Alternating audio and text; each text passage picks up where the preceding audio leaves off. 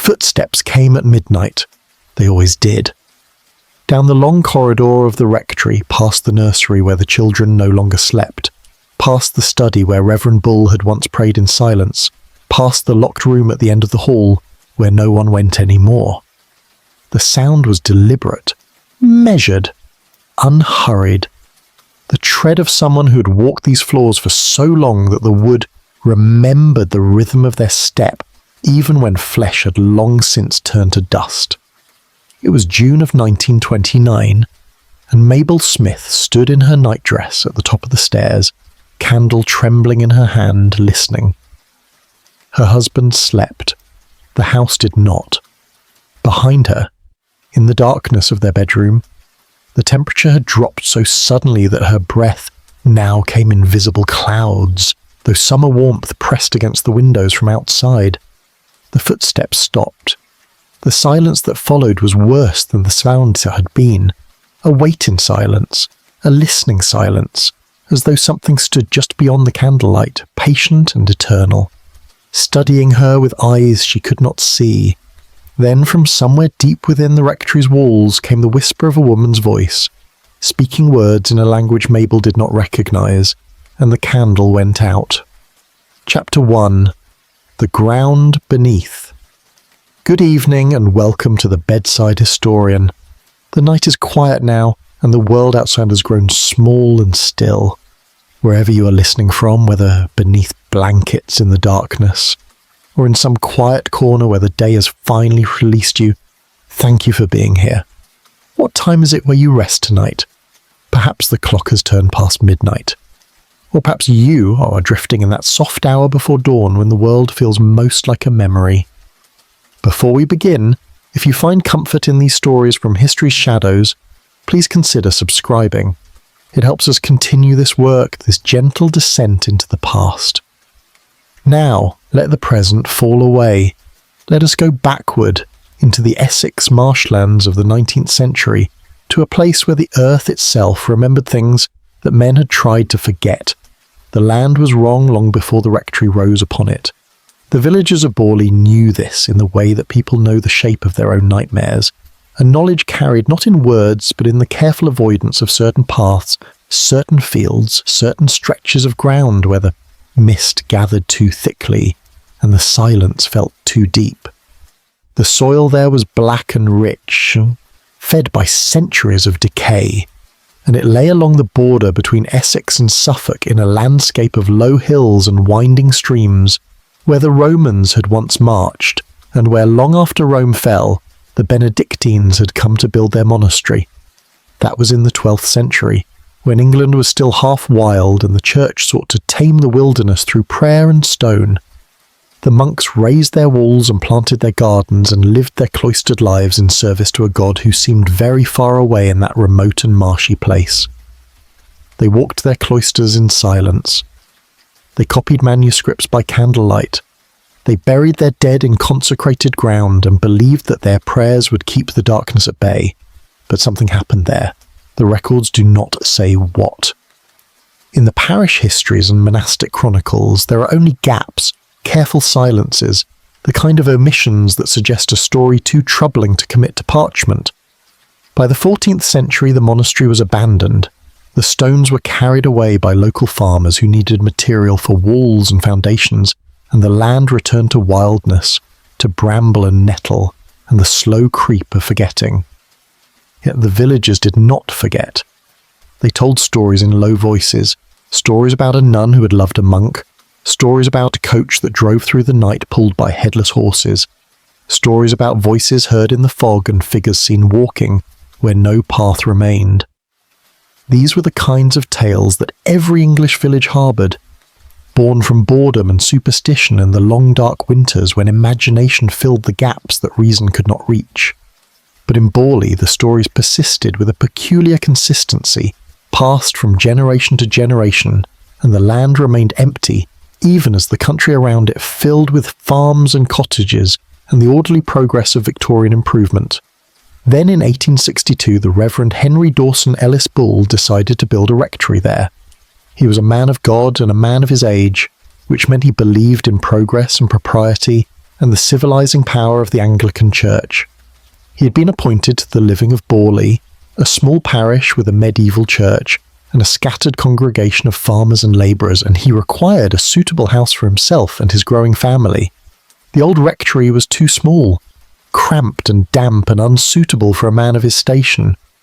So he purchased a plot of land on the edge of the village, land that was available and affordable precisely because no one else wanted it, and he commissioned the construction of a new rectory in the fashionable Gothic Revival style. It would be a substantial house, red brick with gabled roofs and tall windows, surrounded by gardens and orchards, a monument to respectability and faith in a landscape that had known too little of either. The builders came in the spring. They dug the foundations and laid the bricks and raised the walls under skies that shifted between rain and pale sunlight. The work proceeded without incident, though some of the labourers complained of odd feelings, of being watched, of tools that went missing and reappeared in places they had not been left. These complaints were dismissed as the usual grumblings of working men, the kind of petty mysteries that attend any construction site. By autumn, the rectory was finished, a handsome structure of 20 rooms arranged around a central staircase with servants' quarters in the attic and a wine cellar dug deep into the earth. Reverend Bull moved in with his wife and children, 14 of them eventually, a sprawling Victorian brood that filled the house with noise and life and the busy chaos of a large family. They arranged their furniture and hung their pictures and settled into the rhythms of domestic life. And for a time it seemed that faith and respectability had triumphed over whatever dark legends had clung to the land, but the house had been built on the bones of the old monastery. In excavating the foundations, the builders had disturbed ground that had not been touched in 500 years, ground where monks had prayed and died, where something had happened that the church had chosen to forget. The stones they used for the garden paths had come from the ruins themselves, fragments of medieval masonry scattered through the fields. And in moving those stones they had moved the memory embedded within them, the accumulated weight of centuries of faith and fear, and whatever secret tragedy had driven the Benedictines away. The rectory rose over this buried history like a new page, written over an old text, and the old text began to bleed through. The first manifestation came within months of the family's arrival. It was winter, December of 1863, and the house was cold despite the fires burning in every grate. The Reverend's eldest daughter, a girl of 15, was walking along the upstairs corridor when she heard footsteps behind her. She turned and saw nothing, but the sound continued, a slow measured tread that seemed to follow her to her bedroom door. She told her father, who investigated and found no one.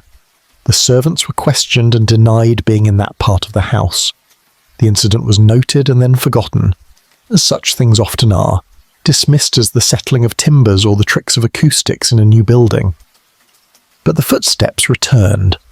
They came at night, usually after the household had retired, and they moved through the corridors with a purposeful rhythm, as though someone was making their rounds, checking the rooms, performing some duty that death had not released them from. The Reverend heard them himself.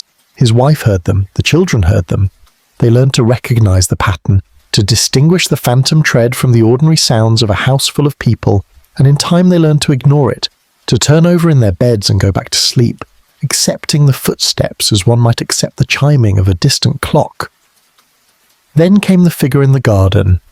It was seen first on a summer evening in 1864 by two of the Bull daughters, who were walking along the lawn as the sun set behind the orchard. They saw a woman in dark clothing moving along the path that led from the rectory toward the church.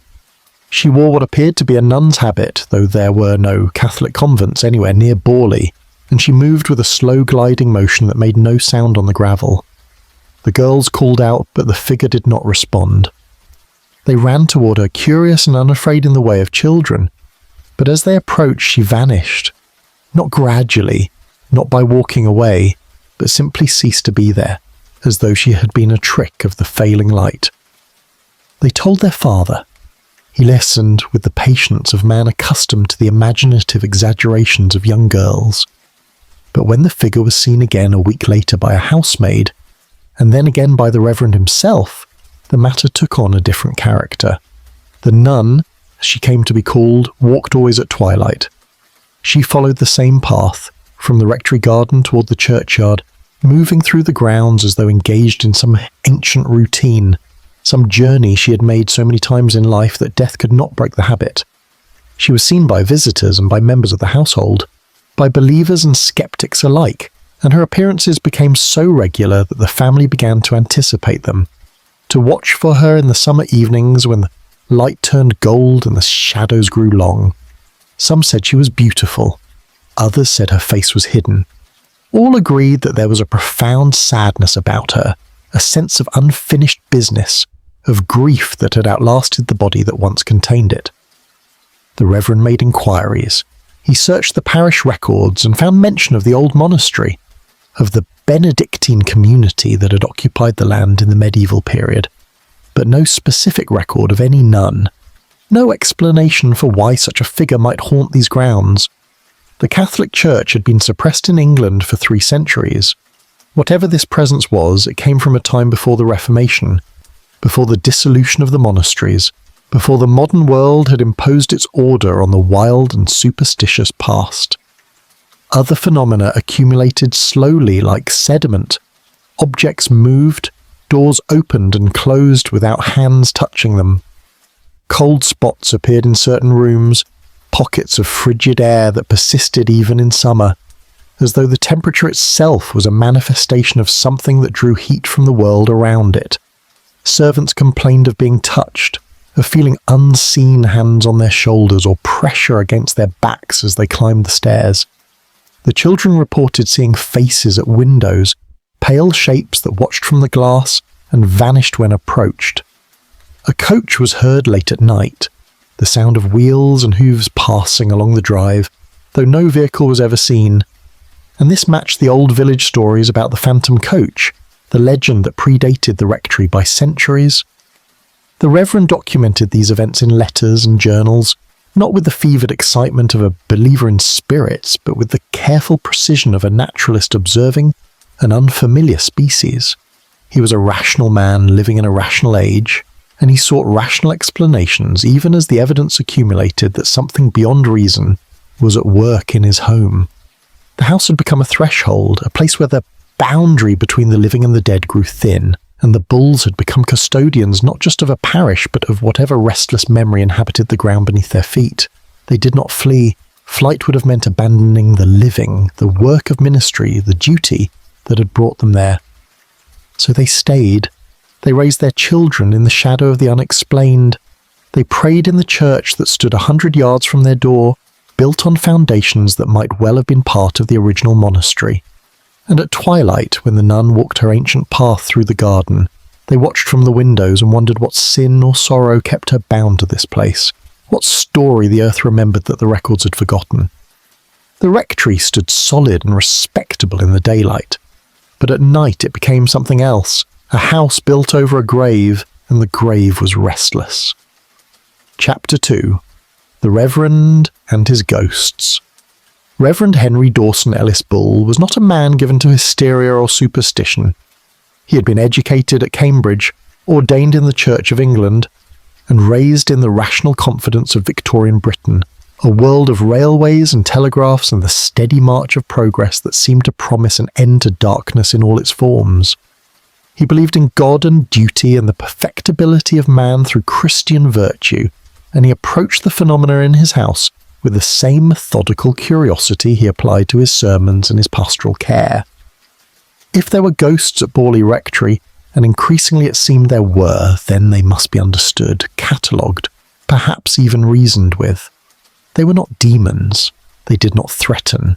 They simply existed, like weather, like the flight patterns of birds, and the Reverend determined that his family would learn to live alongside them with dignity and Christian forbearance. The household adapted. By 1865, 3 years after moving into the rectory, the Bulls had developed an informal taxonomy of their hauntings. There were the footsteps, which came most frequently, in the upstairs corridor between 10 at night and 2 in the morning, always moving from east to west, always stopping at the same point near the servants' staircase. There was the nun, who appeared in the garden at twilight during the warmer months, always following the same path from the lawn toward the boundary hedge, never speaking, never acknowledging those who saw her. There were the cold spots, particularly pronounced in the blue room on the first floor, where the temperature could drop 20 degrees in moments, and where guests frequently complained of disturbed sleep and oppressive dreams. There were sounds without sources, voices in empty rooms, the rustle of fabric where no fabric moved, the creak of floorboards under invisible weight. And there were the bells, a phenomenon that began in 1806 and persisted for years. Phantom bells that rang at odd hours, summoning no one, echoing through the house like a call from some abandoned chapel where prayers had once been offered and were no longer heard. The children grew up with these manifestations as parts of the architecture of their lives. They played in rooms where footsteps walked at night. They did their lessons in the study where books sometimes fell from shelves without cause. They slept in bedrooms where shadows moved along the walls in patterns that had nothing to do with candlelight or lamplight or any natural play of illumination. Some of the children were frightened, others were merely curious. A few claimed to have seen things the adults had not, figures in period dress moving through the house, a man in a dark coat standing at the foot of the stairs, a child crying in the nursery when all the Bull children were accounted for elsewhere. These reports were taken seriously but not dwelt upon. The Reverend did not want fear to take root in his household. Fear was the enemy of faith, and faith was the foundation upon which he had built his family's life in this strange and troubled place. But the nun remained the most persistent presence, the ghost that defined Borley in the minds of those who lived there. She was seen not just by the Bulls but by visitors, by tradesmen delivering goods, by parishioners who came to call on the Reverend and happened to glance toward the garden at the wrong moment. Her appearances followed no schedule beyond the general preference for twilight and the summer months, and she never entered the house itself, confining her manifestation to the grounds. Some who saw her reported that she seemed to be weeping. Others said she moved as though searching for something, her head turning slowly from side to side as she walked. The local villagers had their own theories.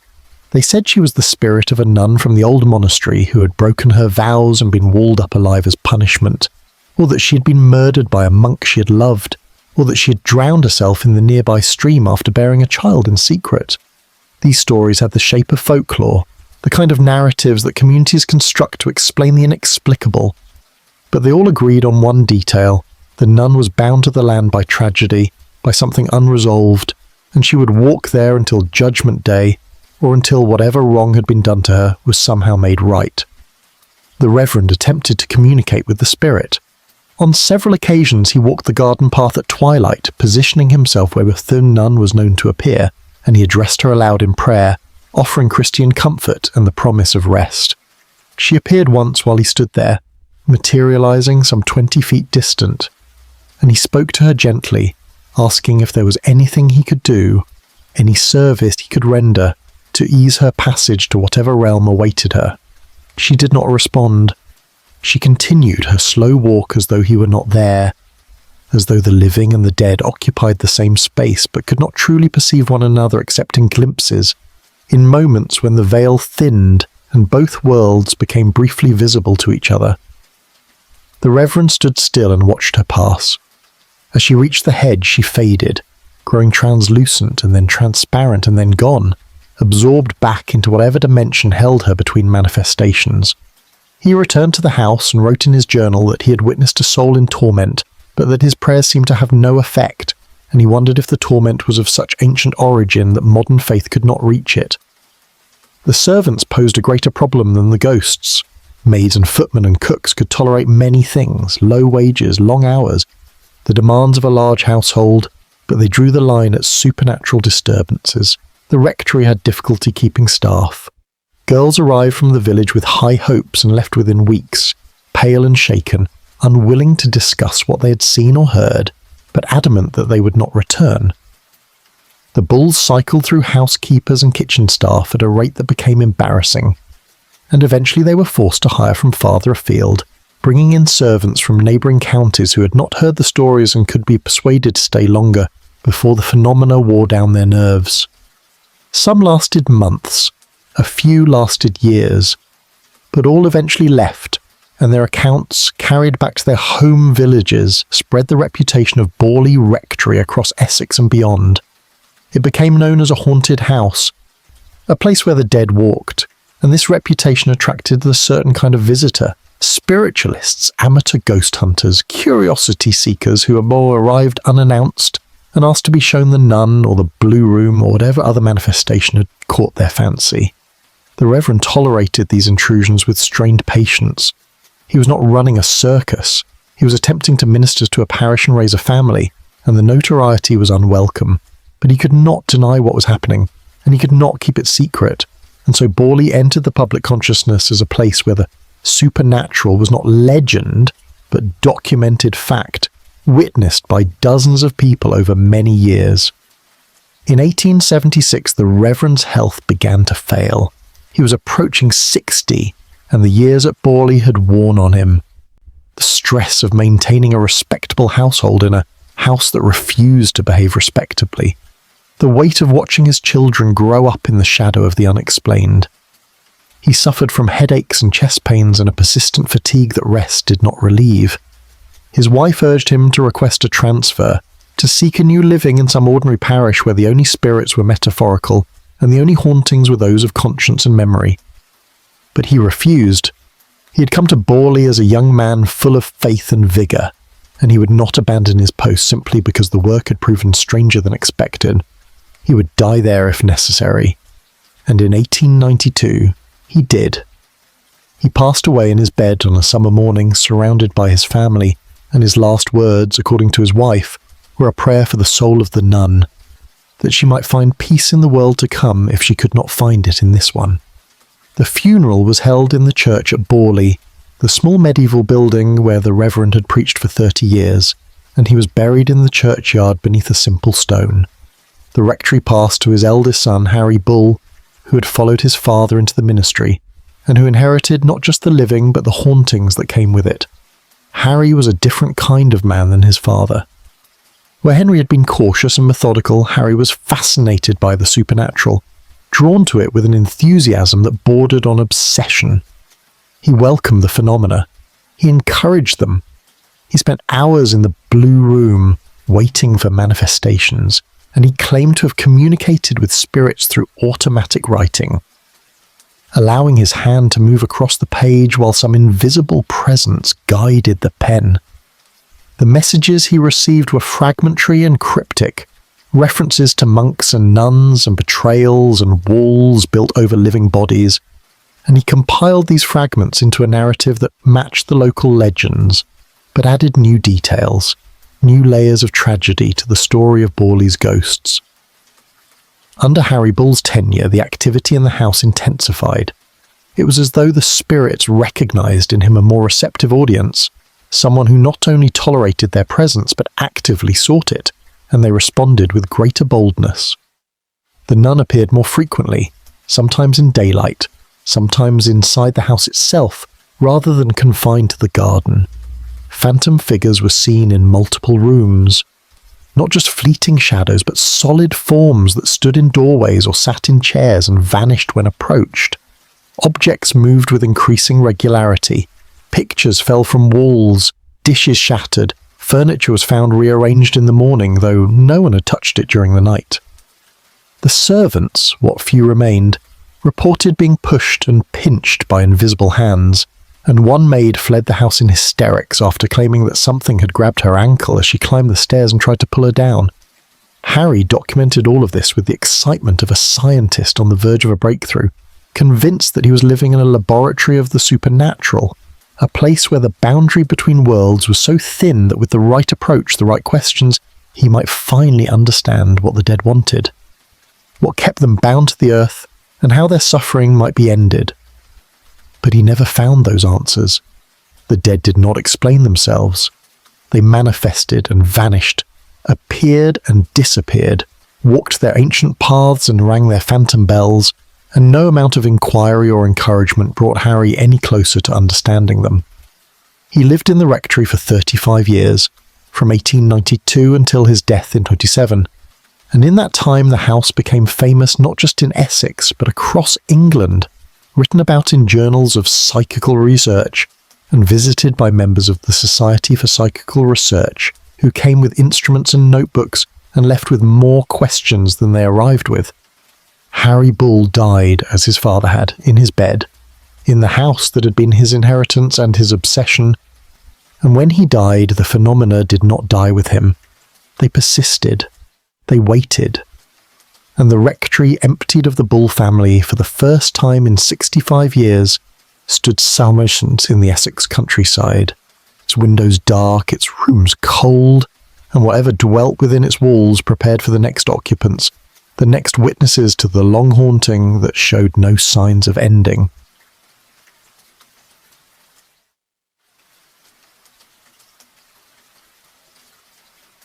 Chapter 3. The Phantom Congregation.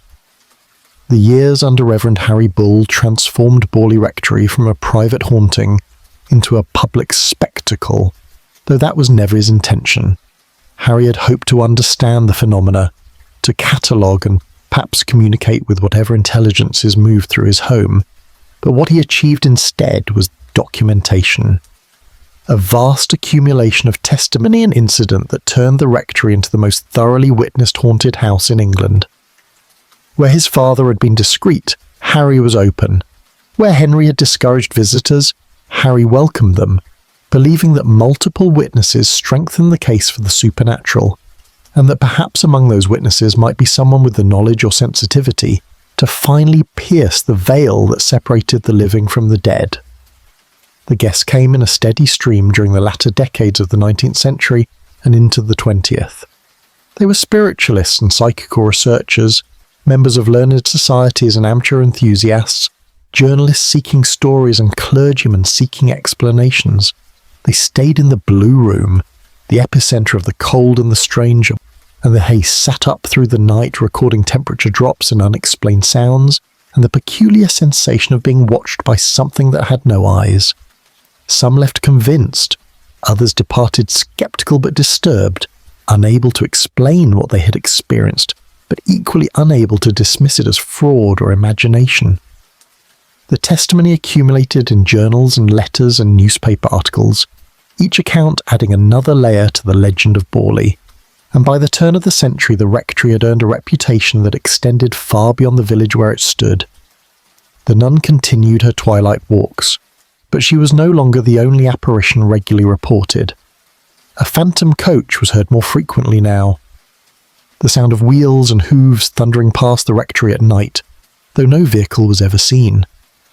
And on several occasions witnesses claimed to have glimpsed horses, headless and spectral, pulling a carriage that flickered in and out of visibility like a candle flame guttering in wind. This matched the oldest legends of the area, stories that predated even the monastery, and Harry became convinced that Borley was not simply haunted by one or two spirits, but by layers of haunting, each era leaving its ghosts the way a house accumulates dust, and that the rectory had been built on a site where the boundary between worlds had always been permeable, a thin place where the dead lingered because they could, because something about the land itself held them. Inside the house, the phenomena took on new patterns. Footsteps still walked the upstairs corridor, but now they were sometimes accompanied by voices, whispered conversations in languages no one could identify, Latin perhaps, or Norman French, remnants of the medieval monastery that had stood on this ground centuries before.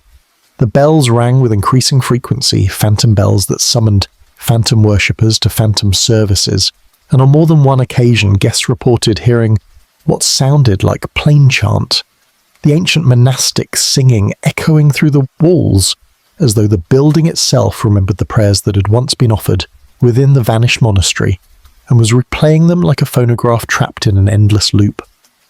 The Blue Room remained the most active location. It was a large bedroom on the first floor, decorated in fading Victorian style, with a four-poster bed and heavy curtains and wallpaper that had once been fashionable but now seemed merely oppressive, dark and patterned with vines and flowers that looked more like decay than growth. Guests who slept there reported dreams of suffocation, of being held down by invisible weight, of waking to find the room unbearably cold and the sense of a presence standing beside the bed, watching, waiting, radiating a hostility that had nothing to do with personal malice and everything to do with simple resentment that the living dared to occupy space that the dead considered their own. Some refused to spend a second night in the room, others persisted, driven by curiosity or bravado, and their accounts became increasingly disturbing. One visitor, a prominent member of the Society for Psychical Research, woke in the blue room to find himself unable to move, paralysed while something he could not see pressed down on his chest, and a voice whispered in his ear, words he could not understand but which filled him with profound dread. The experience lasted perhaps a minute, though it felt like hours, and when he was finally able to move, he fled the room and spent the rest of the night in a chair downstairs, unwilling to return to the bed where he had felt, he said, not just fear but the presence of malevolence, as though whatever haunted that room did not simply wish to be noticed, but wished harm. Yet the phenomena were not always frightening. There were moments of strange beauty, incidents that suggested the ghosts were not merely echoes of trauma, but perhaps conscious entities capable of intention and even communication. A guest reported seeing a young woman in Victorian dress standing at the window of the blue room, looking out at the garden with an expression of profound sadness.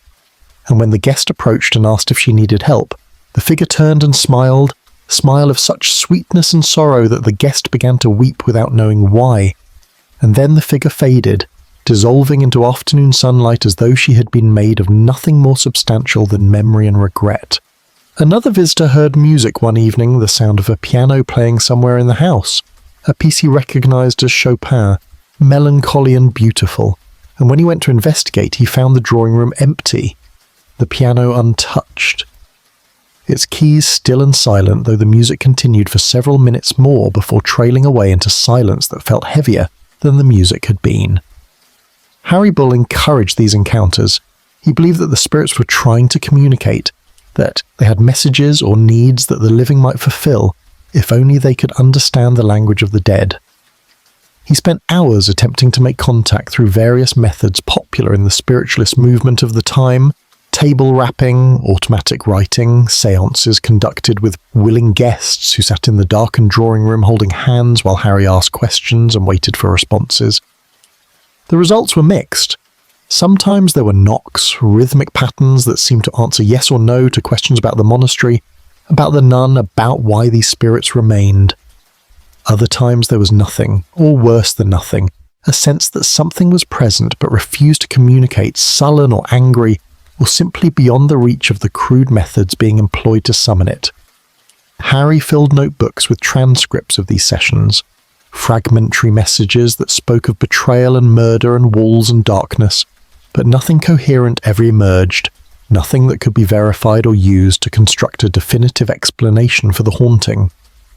The village of Borley watched all of this with a mixture of pride and unease. On one hand, the rectory had made their small parish famous, had brought visitors and attention and a certain notoriety that was not entirely unwelcome in a place where little of note ever happened. On the other hand, there was something unseemly about it, something that violated the Protestant reserve that characterised rural England in this period. Ghosts were acceptable as folklore, as stories told over pints in the village pub, but to have a rector who actively courted them, who invited strangers to sleep in his haunted house and wrote articles for spiritualist journals, suggested a man who had lost his way, who had forgotten that his duty was to the living and their immortal souls, not to the dead and their earthly restlessness. There was talk. There were quiet complaints to the bishop, but Harry Bull was harmless, and the bishop was far away, and nothing came of it except gossip and the slow accumulation of reputation that turned Borley Rectory into a destination for those interested in the supernatural. By the 1920s, Harry was an old man, his health failing, his obsession with the house undiminished, but his energy for pursuing it waning. He spent his days in the study, reading and writing, occasionally venturing into the garden where he hoped to glimpse the nun one more time. She appeared less frequently now, or perhaps he was simply less able to wait for her in the cold and damp of an English evening. His siblings, those who had survived into adulthood, had long since left the rectory, married and moved away, and Harry lived alone in the house with a small staff of servants who had grown accustomed to the phenomena and no longer fled when doors opened by themselves or footsteps walked where no one walked. He was content, or as content as a man could be who had lived his entire adult life in the presence of the inexplicable. He believed he would die in the house as his father had, and he was right. In June of 1927, Reverend Henry Bull suffered a stroke while sitting in the garden. The servants found him slumped in his chair, unconscious, and carried him inside to his bedroom. He lingered for 3 days, drifting in and out of awareness, and on the 3rd day he died. His funeral was held in the village church, the same church where his father had preached and where he himself had delivered sermons for 35 years, sermons that had grown increasingly preoccupied with the afterlife and the nature of the soul, and whether the dead might need the prayers of the living as much as the living needed faith in God. He was buried beside his father in the churchyard, and the rectory stood empty. For 2 years it remained vacant. The bishop of the diocese struggled to find a replacement. The living at Borley was not desirable. The stipend was modest, the parish small and remote, and then there was the house itself, famous now, written about in books on hauntings and psychical research, a place where no sensible clergyman wanted to raise a family. The rectory decayed in its emptiness. The gardens grew wild, the rooms gathered dust, and the phenomena, deprived of living witnesses, intensified. Villagers passing by at night reported lights in the windows when the house was known to be empty. And the sounds that came from within, footsteps, voices, bells, were louder now, as though the spirits had been waiting for the bulls to leave, and in their absence were finally free to manifest without restraint.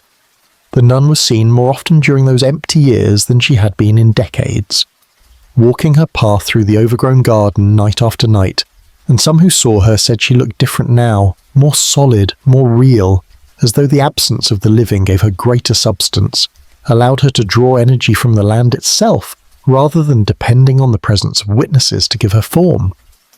The house waited. The dead waited. And in 828, Reverend Guy Eric Smith arrived to take up the living at Borley, bringing with him his young wife Mabel, and the next chapter of the rectory's long haunting began.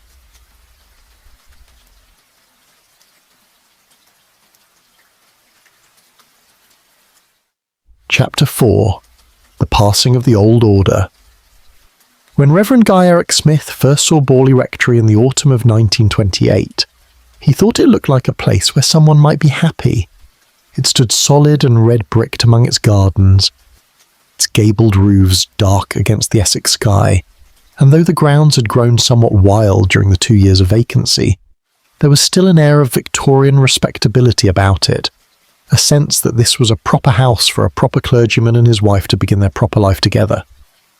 Guy Eric Smith was 34 years old, recently married, full of energy and optimism, and a desire to make his mark in the church. He had been ordained 5 years earlier and had served as a curate in London, but he wanted a living of his own, a parish where he could be more than an assistant, and when the position at Borley came available, he applied without hesitation. He had heard the stories, of course. Everyone had heard the stories. But Guy Eric Smith did not believe in ghosts.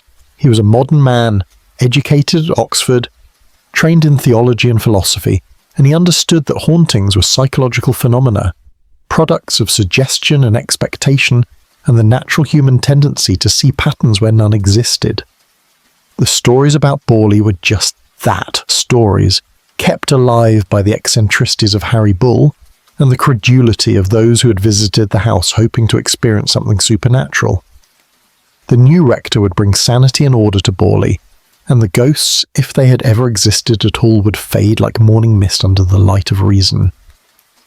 Mabel Smith was less certain. She was 26, a practical woman from a good family, and she had married Guy because he was earnest and kind and seemed destined for a respectable career in the church. But when they walked through the rectory on their first visit, something about the house unsettled her. It was not anything she could name. The rooms were ordinary. The furniture left by the Bulls was worn but serviceable.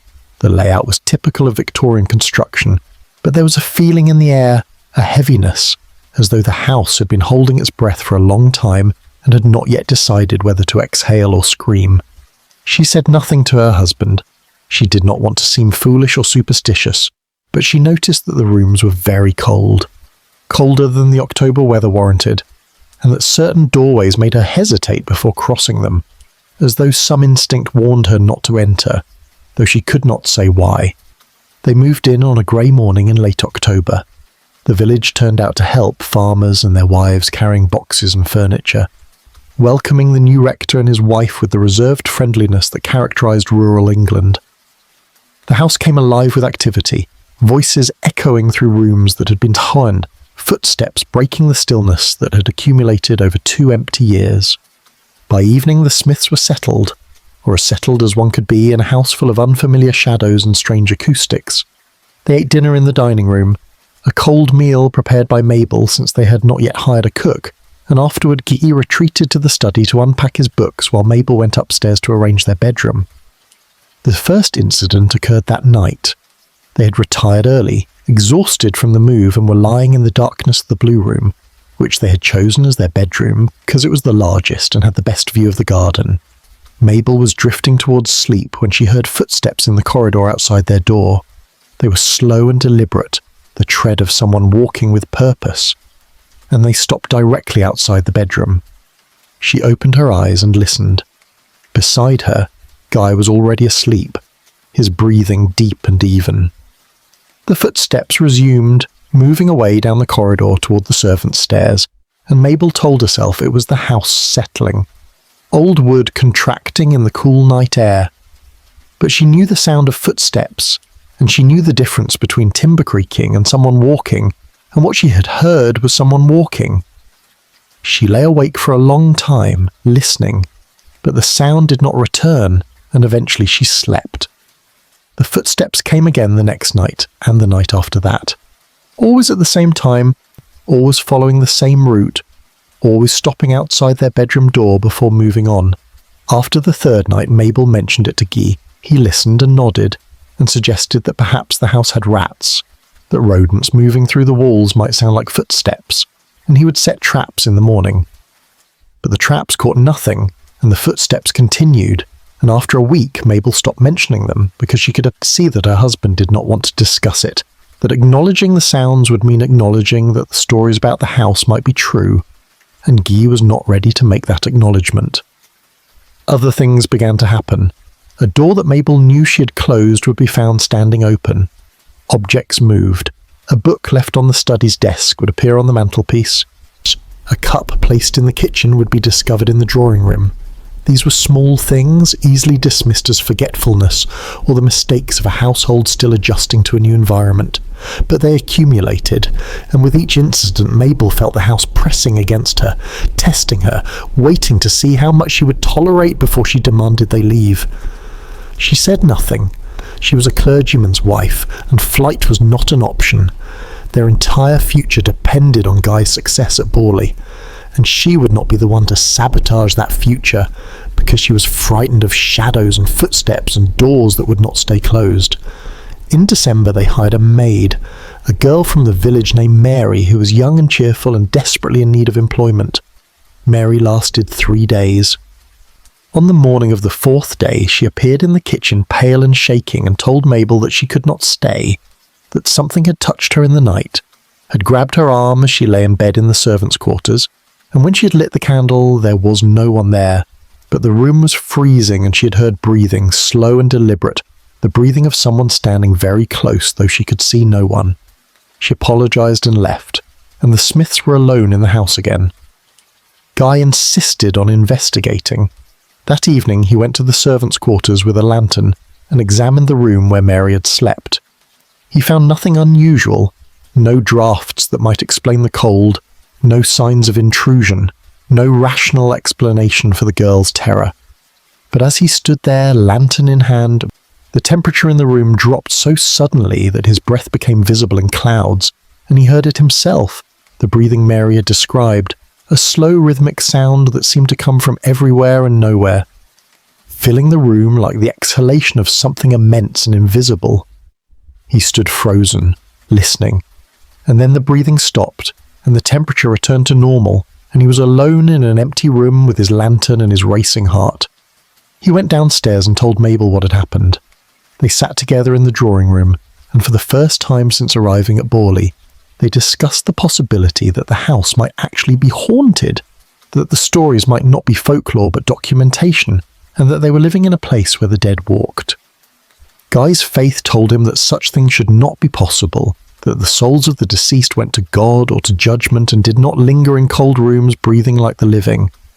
But his faith also told him that there were mysteries in creation that reason could not encompass, and perhaps this was one of them.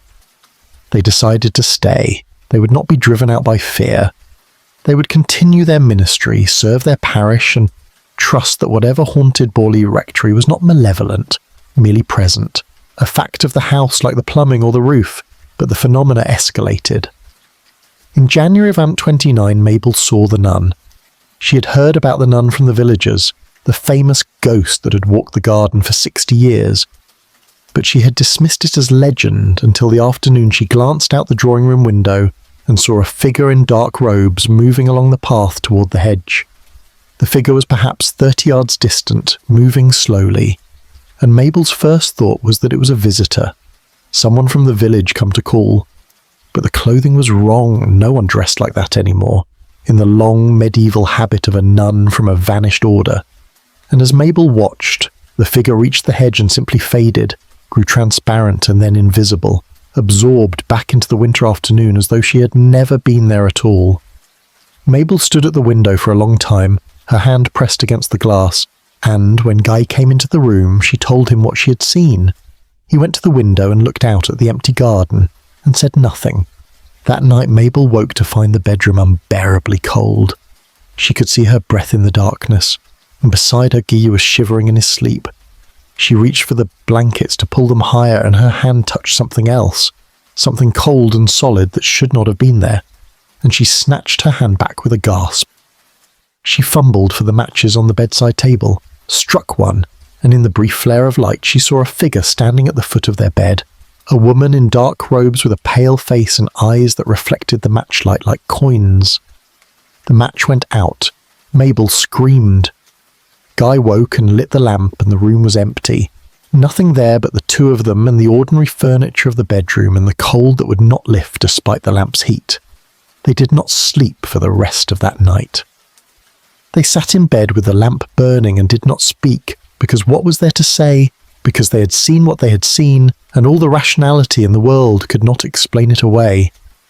In the morning, Guy wrote to the Society for Psychical Research. He explained that he had moved into Borley Rectory, that the phenomena described in the literature were real and ongoing, and that he would welcome an investigation if the Society was interested. The response came within a week.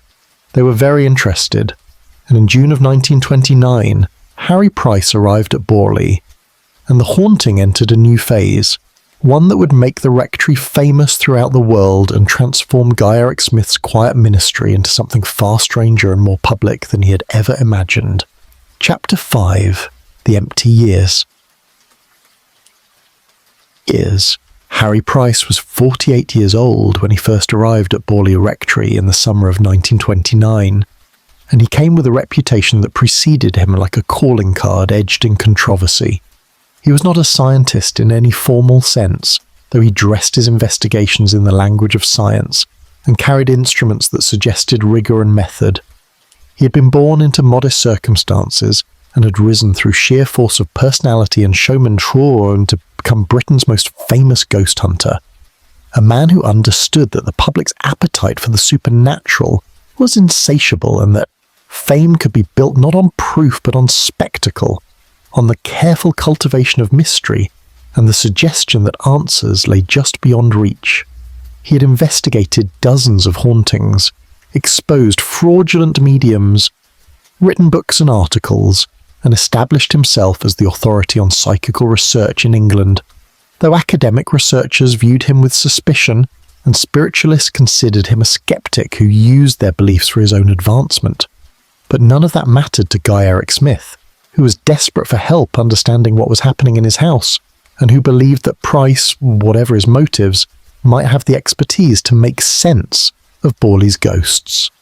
Price arrived on a warm afternoon in late June, travelling from London by train and then by hired car to the village. He brought with him a secretary, a young woman named Lucy Kay, who carried notebooks and a camera, and he brought equipment, thermometers, a portable telephone system for communicating between rooms, sealed containers of powder to sprinkle on floors to capture phantom footprints, and various other devices that gave the investigation an air of scientific authority. Guy and Mabel met him at the door of the rectory, and if they had expected sympathy or gentleness from this famous investigator, they were disappointed. Price was brisk and businesslike, interested in the phenomena, but not particularly interested in the Smiths themselves except as witnesses. He asked questions rapidly, taking notes, and within an hour of his arrival he had toured the house, identified the most active locations, and begun setting up his equipment. That first night, Price conducted what he called a vigil. The Smiths were asked to retire early while Price and his secretary took up positions in the blue room and the corridor outside, waiting for manifestations. The house obliged.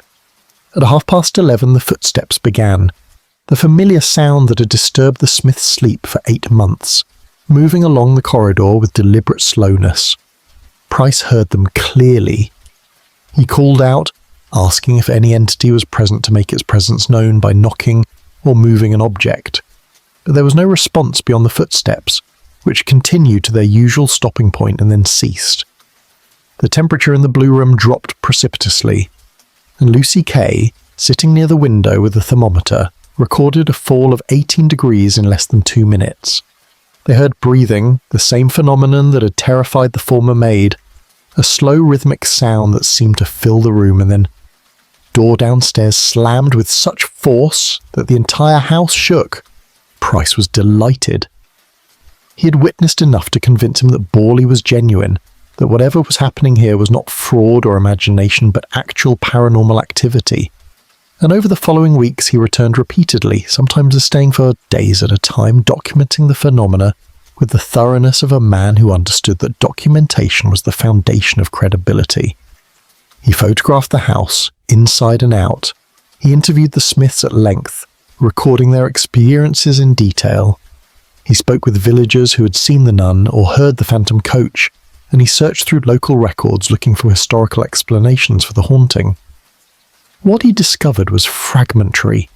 References to the old monastery, local legends about a nun and a monk, stories that had circulated for centuries but which could not be verified through documentation. The parish records were incomplete, many having been lost or destroyed over the centuries, and what remained offered no clear narrative, only suggestions and gaps that Price filled with speculation. But the investigation brought publicity, and publicity was what Price excelled at. He wrote articles for newspapers and spiritualist journals, describing Borley as the most haunted house in England, and the articles were reprinted across the country and eventually abroad. Journalists arrived seeking stories. Photographers came hoping to capture the nun on film.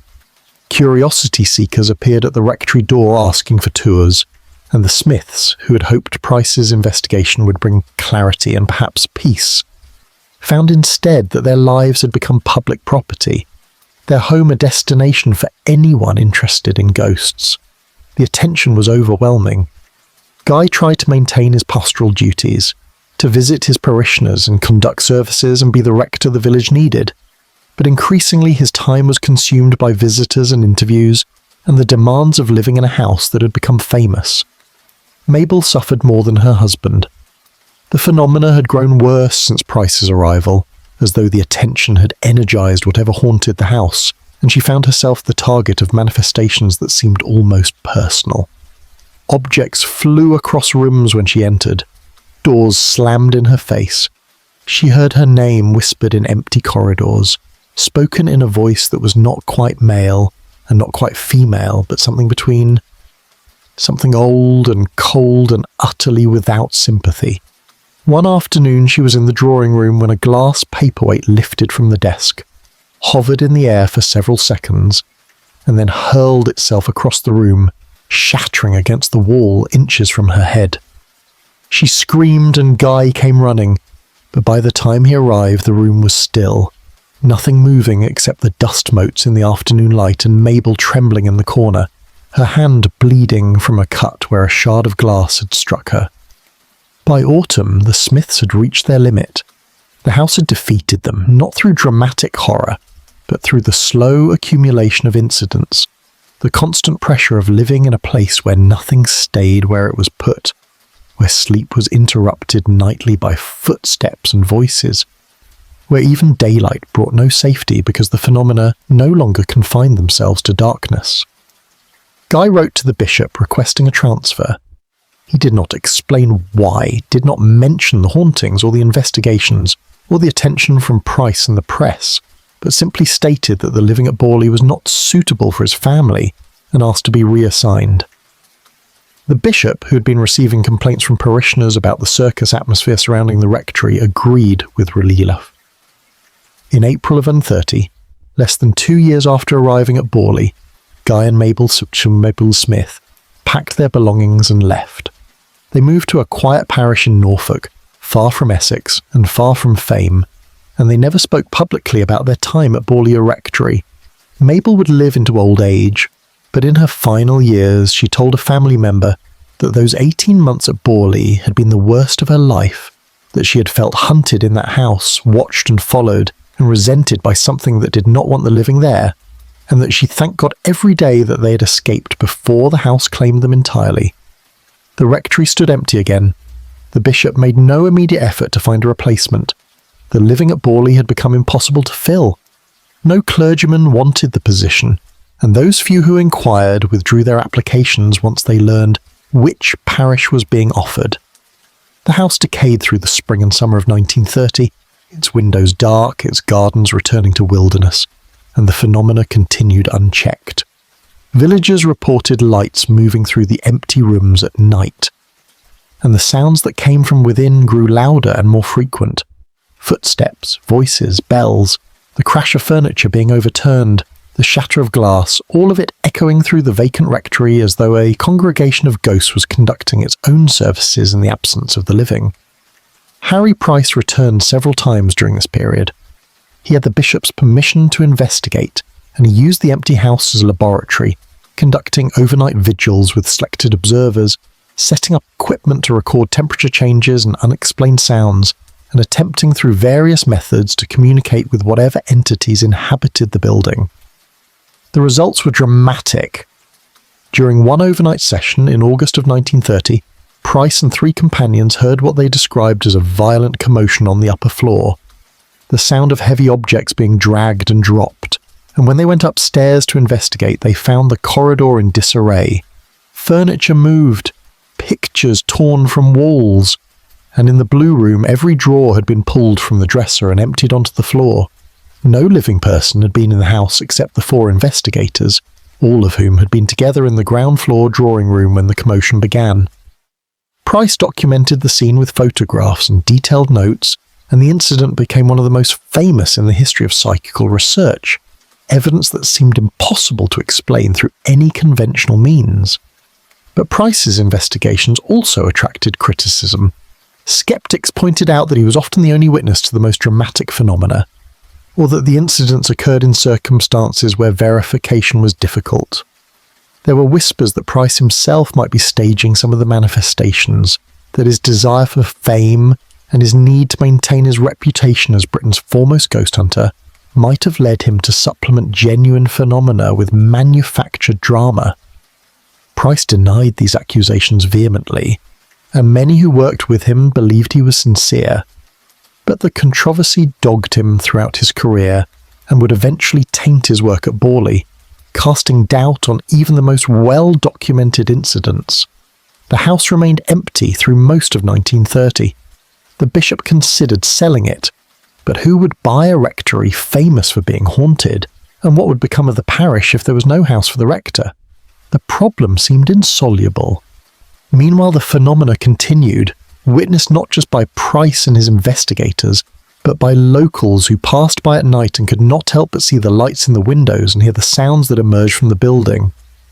The nun walked more frequently during these empty months than she had in years, seen by multiple witnesses on multiple occasions, always following the same path through the overgrown garden, and some who saw her reported that she seemed more agitated now, moving with greater urgency, as though searching for something she could not find.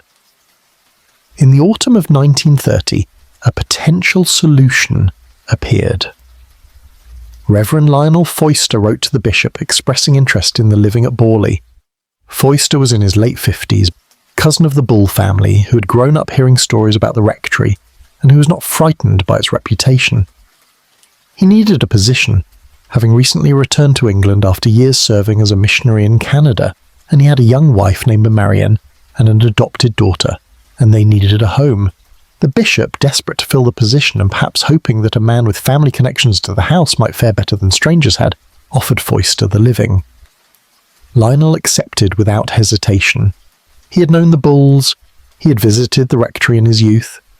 He believed that the hauntings, if they existed at all, were simply part of the house's character, no more threatening than the creaking of old timbers or the drafts that came through Victorian windows. He was wrong.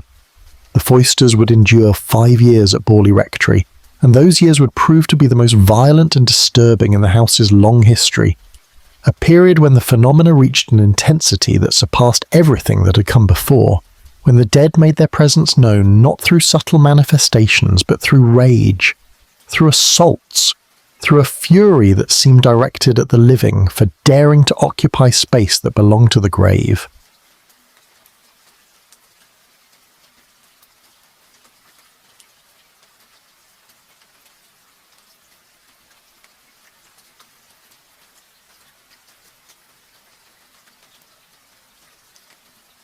Chapter 6. The Smiths Are We Say? The Smiths' departure in April of 1930 left the rectory suspended in a strange liminal state, neither fully abandoned nor properly inhabited, and in that suspension the phenomena flourished like mould in darkness. The house had been empty before, during the 2 years between Harry Bull's death and Guy Smith's arrival, but this emptiness felt different. The Smiths had been defeated. They had fled, and that defeat seemed to embolden whatever presence dwelt within the rectory's walls, as though the house had learned that it could drive people away, that persistence and escalation would eventually break even the faithful, and this knowledge gave it strength. The months between the Smiths' departure and the Foysters' arrival were marked by incidents that the village could not ignore. Borley had always been haunted, but the hauntings had been mostly private, confined to the house and its immediate grounds, witnessed primarily by those who lived there or who came specifically seeking the supernatural. Now the phenomena spilled beyond those boundaries. The phantom coach was heard more frequently, thundering through the village at night, the sound of wheels and hooves on the lane waking families who tried to ignore it, who pulled their blankets higher and whispered prayers and hoped it would pass. The nun was seen not just in the rectory garden, but on the road leading to the church, materializing in twilight before witnesses who had no interest in ghosts and no desire to see them, shopkeepers and farmers and respectable people who found themselves face to face with a figure in medieval robes who looked at them with eyes that held centuries of sorrow before fading back into the gathering dark. And there were new manifestations, things that had not been reported during the Bull's tenure or the Smiths' brief occupancy. Lights appeared in the rectory windows at night, not the steady glow of candles or lamps, but flickering orbs that moved from room to room as though carried by invisible hands. And sometimes these lights were accompanied by shadows, dark shapes that passed across the illuminated windows in silhouette, humanoid but wrong in their proportions, too tall or too thin or moving in ways that living bodies did not move. The villagers tried not to look at the rectory after dark. They took routes that avoided passing near it. They told themselves that what they had seen was moonlight playing tricks, or the imagination stimulated by old stories, but they did not believe their own explanations, and the fear accumulated like frost, silent and cold and inescapable. Harry Price continued his investigations through this period. Though with the house empty, his access was easier, and his methods less constrained by the need to accommodate residents. He conducted experiments that would have been impossible with a family in residence, sealing rooms and sprinkling powder on floors to detect any physical presence, setting up cameras with tripwires that would trigger if anything moved through the frame, and spending long nights at the most active locations waiting for the dead to manifest. His findings were meticulously documented. He recorded temperature drops that could not be explained by weather or ventilation, sounds that were captured on primitive recording equipment and analysed for source, and on 2 occasions his cameras captured anomalies, dark shapes in doorways where no one stood, a figure in the garden that appeared in one frame and was gone in the next. But Price's work was becoming controversial. The Society for Psychical Research, which had initially supported his investigations, began to distance itself from him. There were questions about his methods, suggestions that some of his evidence might have been staged. And while nothing was ever proven, the whispers damaged his reputation. Price responded with typical combativeness, accusing his critics of jealousy and cowardice, insisting that his work at Borley represented the most important psychical research of the century, but the damage was done. By the time the Foysters arrived in October of 1930, Price's relationship with the house was already complicated, viewed with scepticism by some and with fascination by others, and the events that would unfold over the next 5 years would only deepen that controversy. Reverend Lionel Foyster was a different sort of man than either Henry Bull or Guy Smith. He was older, 57 when he took up the living at Borley, and he had lived a life marked by hardship and perseverance. He had served as a missionary in Canada for many years, working among remote communities in conditions of isolation and poverty, and he had returned to England only recently, his health damaged by the harsh winters and the deprivations of missionary work. He walked with a limp, the result of an injury that had never properly healed, and he suffered from chronic pain that would worsen during his years at Borley. But he was a man of deep faith and stubborn determination, and when the bishop offered him the living, he saw it not as a burden, but as an opportunity, a chance to serve God in a place that clearly needed spiritual attention, where the boundary between the sacred and the profane had become dangerously thin. His wife Marianne was much younger, barely 30 when they moved to Borley, and the age difference between them was the subject of quiet village gossip. She was attractive and vivacious, more sophisticated than the typical clergyman's wife, and she seemed an odd match for the worn and limping missionary who had brought her to this remote rectory in the Essex marshlands. They had married in Canada and had adopted a daughter, Adelaide, who was now 8 years old and who would grow up in the shadow of Borley's hauntings, a childhood marked by experiences that would shape her understanding of the world in ways no child should have to endure. The Foysters moved into the rectory on a grey October morning, and from the first day it was clear that the house had been waiting for them. Lionel felt it as he crossed the threshold, a sense of attention, of scrutiny, as though invisible eyes were measuring him and finding him wanting. Marianne felt it too, more strongly than her husband, a coldness that had nothing to do with temperature and everything to do with hostility, with the unmistakable sensation that they were not welcome, that something in the house resented their presence and would make that resentment known. Adelaide clung to her mother's skirts and would not enter until coaxed, the child's instinct sensing what the adults tried to rationalise away. The first night was relatively quiet. They unpacked their belongings and arranged furniture and tried to make the rectory feel like home, though the rooms resisted their efforts, remaining cold and cheerless despite the fires they lit and the curtains they hung. Lionel retired early, exhausted from the move and the pain in his leg, while Marianne stayed up to settle Adelaide in the nursery, a room on the second floor that overlooked the garden. As Marianne tucked her daughter into bed, she heard footsteps in the corridor outside, the now familiar sound that every resident of Borley learned to recognise, and she froze, listening. The footsteps stopped outside the nursery door. Marianne waited, her hand on Adelaide's blanket, and then slowly she crossed to the door and opened it. The corridor was empty. The house was stallant, but the air was freezing, her breath visible in clouds, and from somewhere far below came the sound of a door slamming, and then another, and then a third, as though someone was moving through the house, closing every door they passed. Marianne closed the nursery door and locked it. She sat on the edge of Adelaide's bed until the child fell asleep, and then she sat longer, listening to the house, to the creaks and groans and the whispers that might have been wind or might have been something else, and she understood with a clarity that terrified her that the stories about Borley were not exaggerations or legends, but simple truth, that this house was haunted, and that she and her family had moved into a place where the dead were more numerous and more active than the living. The phenomena began in earnest the next day. Objects moved when no one was near them. Books fell from shelves. Dishes slid across tables. Doors opened and closed by themselves, sometimes gently, sometimes with violence, slamming so hard that the walls shook.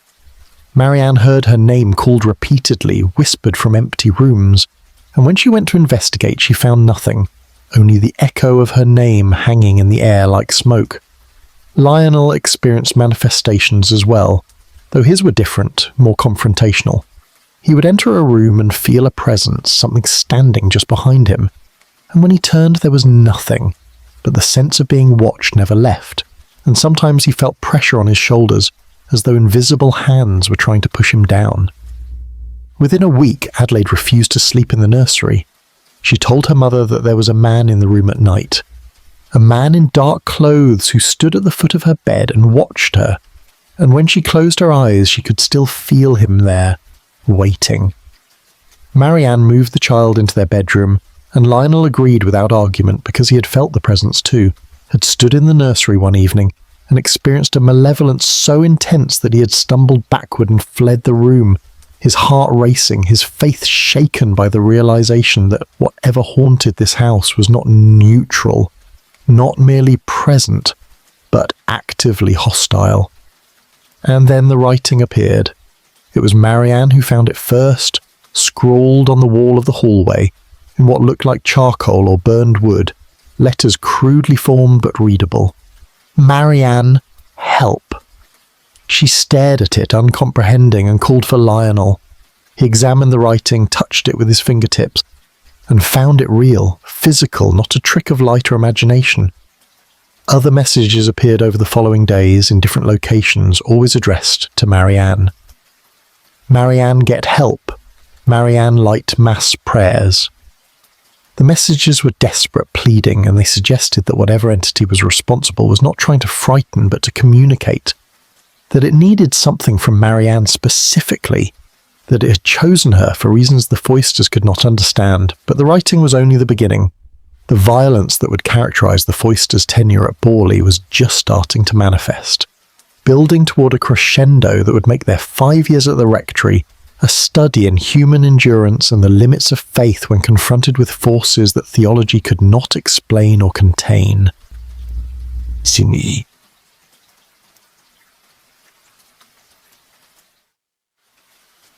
Chapter 7. The Investigator. Harry Price's return to Borley in late 1930, shortly after the Foysters took up residence, marked a shift in both the investigation and the phenomena themselves. Price had maintained contact with the house during its vacancy, conducting vigils and gathering evidence, but the arrival of new residents presented fresh opportunities.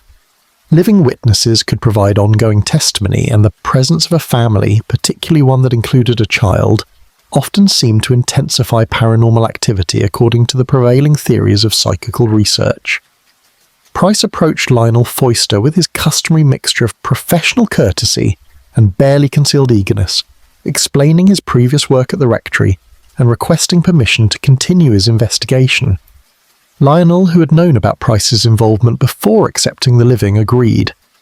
He was a practical man despite his faith, and he reasoned that if the house was haunted, then perhaps Price's scientific methods might discover why and potentially how to end it. Price established a routine of regular visits, arriving from London by train and spending 2 or 3 days at the rectory, interviewing the Foysters about recent incidents, examining new manifestations, and conducting his experiments. He brought with him increasingly sophisticated equipment as the months progressed. Thermometers that could record minute temperature changes, cameras with faster shutters, sealed containers filled with various substances meant to reveal phantom fingerprints or other traces of paranormal presence. He was building a case, accumulating evidence that he believed would prove beyond doubt that Borley Rectory was genuinely haunted, and his work there became the central focus of his career, the investigation that would define his legacy, for better or worse. The phenomena during this period were remarkable for their variety and intensity. Marianne experienced the most dramatic manifestations, a pattern that troubled Price because it suggested either that she was the focus of the haunting or that she herself was somehow generating the phenomena, unconsciously producing the poltergeist activity through some mechanism that science did not yet understand. Objects flew across rooms when she entered. She was touched repeatedly by invisible hands, pushed and pulled, and once knocked down a flight of stairs by a force she described as deliberate and malicious. The writing on the walls continued, always addressing her by name, the messages growing more urgent and more cryptic. Marianne, please help or get. Light mass prayers for rest. Marianne, I cannot understand, tell me more. Price documented everything. He photographed the writing before it was cleaned away. He interviewed Marianne at length, taking detailed notes about each incident, the time, the circumstances, her emotional state. He observed her carefully during his visits, watching for any sign that she might be producing the phenomena herself, consciously or unconsciously. But he could find no evidence of fraud. The manifestations occurred in his presence, objects moving when Marianne was across the room, writing, appearing on walls in locations she could not have reached without being seen. Whatever was happening at Borley, Price concluded, was genuine paranormal activity, and Marianne was somehow central to it, though whether as victim or catalyst he could not determine. Lionel's experiences were different but no less disturbing. He suffered physical attacks, invisible blows that left bruises on his arms and legs, and on one occasion he was struck so hard across the face that he fell and his glasses shattered. He heard voices, masculine voices speaking in Latin, fragments of prayers or liturgy that suggested the presence of the monks from the medieval monastery, their rituals somehow imprinted on the building or the land, and replaying endlessly like a phonograph stuck in its groove. He conducted exorcisms using the Anglican rite, standing in the most active rooms with his prayer book and commanding any unquiet spirits to depart in the name of Christ, but the rituals had no effect. The phenomena continued unabated, and Lionel began to doubt whether his faith was strong enough, whether he had somehow failed in his duty, whether the evil that manifested in this house was beyond the reach of his prayers. Adelaide, young as she was, became another witness. She saw figures that the adults did not see, children in old-fashioned clothing playing in rooms where no children should be, and a woman in a long dress who stood in the garden and wept. The child learned to sleep with her door locked and a lamp burning, and she grew thin and pale from lack of rest, from nightmares that woke her screaming about men who came into her room and stood watching her with eyes that reflected no light.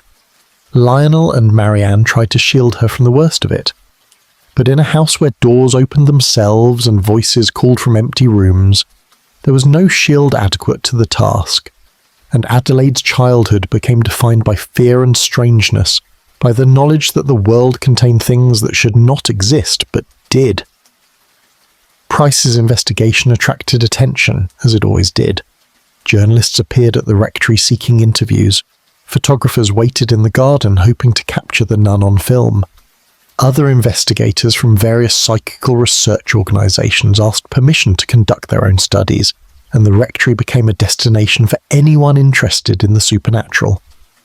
The Foysters tolerated this invasion as best they could, cooperating with Price and his associates while trying to maintain some semblance of normal life. But the attention was exhausting, and the constant parade of strangers through their home made it impossible to find peace. In the spring of 1931, Price conducted his most elaborate experiment. He organised what he called a locked room test, sealing the blue room for 3 days with the doors locked and the windows sealed with paper strips that would tear if anyone opened them. He sprinkled the floor with a fine powder that would show footprints, and he placed various objects in specific locations and photographed them so that any movement would be detectable. The Foysters were asked to stay away from that part of the house, and Price himself was in London during the test period, making it impossible for him to have interfered with the room. After 3 days he returned and broke the seals. The room was in disarray. Furniture had been moved, objects had been thrown against the walls, and in the powder on the floor were footprints, small feet like a woman's or a child's, prints that led from nowhere to nowhere, appearing in the centre of the room and vanishing at the wall as though whoever made them had simply ceased to exist mid-stride. Price photographed everything and published his findings in a detailed report that was reprinted in newspapers across England. The Borley Rectory investigation became famous, discussed in drawing rooms and debated in university common rooms, and Price became more famous still, his name synonymous with ghost hunting. His work held up as either proof of the supernatural or evidence of elaborate fraud, depending on who was doing the holding. The controversy followed him everywhere, skeptics accusing him of trickery, while believers celebrated him as a pioneer. And through it all, Price maintained that his work was genuine, that Borley was proof that consciousness survived death, and that science would eventually understand the mechanisms by which the dead manifested in the world of the living. But for the Foysters, the investigation brought no comfort and no answers. The phenomena continued regardless of Price's experiments, regardless of the exorcisms and the prayers and the desperate measures they took to find peace in their own home. By 1932, Marianne's health had deteriorated significantly. She suffered from nervous exhaustion, from sleeplessness and constant anxiety, and there were whispers in the village that she was having an affair, that the stress of living at Borley had driven her to seek comfort elsewhere. Though whether these whispers had any basis in truth or were simply the cruel speculation of bored gossips was impossible to determine. Lionel's health was failing as well, his leg pain worsening, his faith eroded by the relentless assault of manifestations that his prayers could not stop. They would endure 3 more years at Borley, years that would push them to the breaking point and beyond, years during which the phenomena would reach an intensity that made the previous decades of haunting seem almost gentle by comparison. The house had found in the Foysters victims who would not flee immediately, and it pressed its advantage with a cruelty that suggested not random supernatural activity but deliberate persecution, as though the dead of Borley had been waiting decades for residents who could be broken slowly, thoroughly, and in full view of the investigators and journalists and curious public who had made the rectory famous. The violence was only beginning. Chapter 8. The Foysters and the Fury. The winter of 1932 brought with it a darkness to Borley Rectory that went beyond the natural shortening of days. Something had changed in the house, a shift in the character of the haunting that both the Foysters and Harry Price noted in their respective records, where the phenomena had previously been disturbing but largely impersonal. Footsteps that walked regardless of who listened, apparitions that appeared without seeming to notice the living. The manifestations now took on a focused quality, a directedness that suggested intention and malice. The house was no longer simply haunted, it was hunting. Marianne bore the brunt of this transformation. The attacks on her intensified through the winter months, escalating from touches and pushes to outright assaults. She was struck repeatedly by invisible forces, blows that left bruises on her arms and back, and on one January evening she was thrown against the wall of the drawing room with such violence that she hit her head and lost consciousness. Lionel found her crumpled on the floor, blood trickling from a gash above her eyebrow, and when she revived she spoke of hands, cold hands that had grabbed her shoulders and hurled her backward. There had been no one else in the room, the door had been closed. Yet the bruises on her shoulders were real, finger-mark-shaped, as though someone with great strength had seized her and meant her harm. The writing on the walls became more frequent and more disturbing. New messages appeared almost daily, scrawled in the same crude hand, but with increasing urgency and darkness. Marianne, I still cannot rest. Marianne, why do you not help get light mass prayers? And then, more troublingly, messages that seemed less like pleas and more like threats. Marianne, I wait. Marianne, you will help me. The words appeared in locations throughout the house, in rooms that had been empty moments before, and sometimes the writing was accompanied by other phenomena, objects flying, temperatures dropping, the overwhelming stench of decay that would flood a room and then vanish as suddenly as it had come. Lionel attempted to protect his wife through prayer and ritual. He performed blessings over every room, sprinkling holy water and reciting verses from scripture. but the rituals seemed only to anger whatever presence afflicted the house.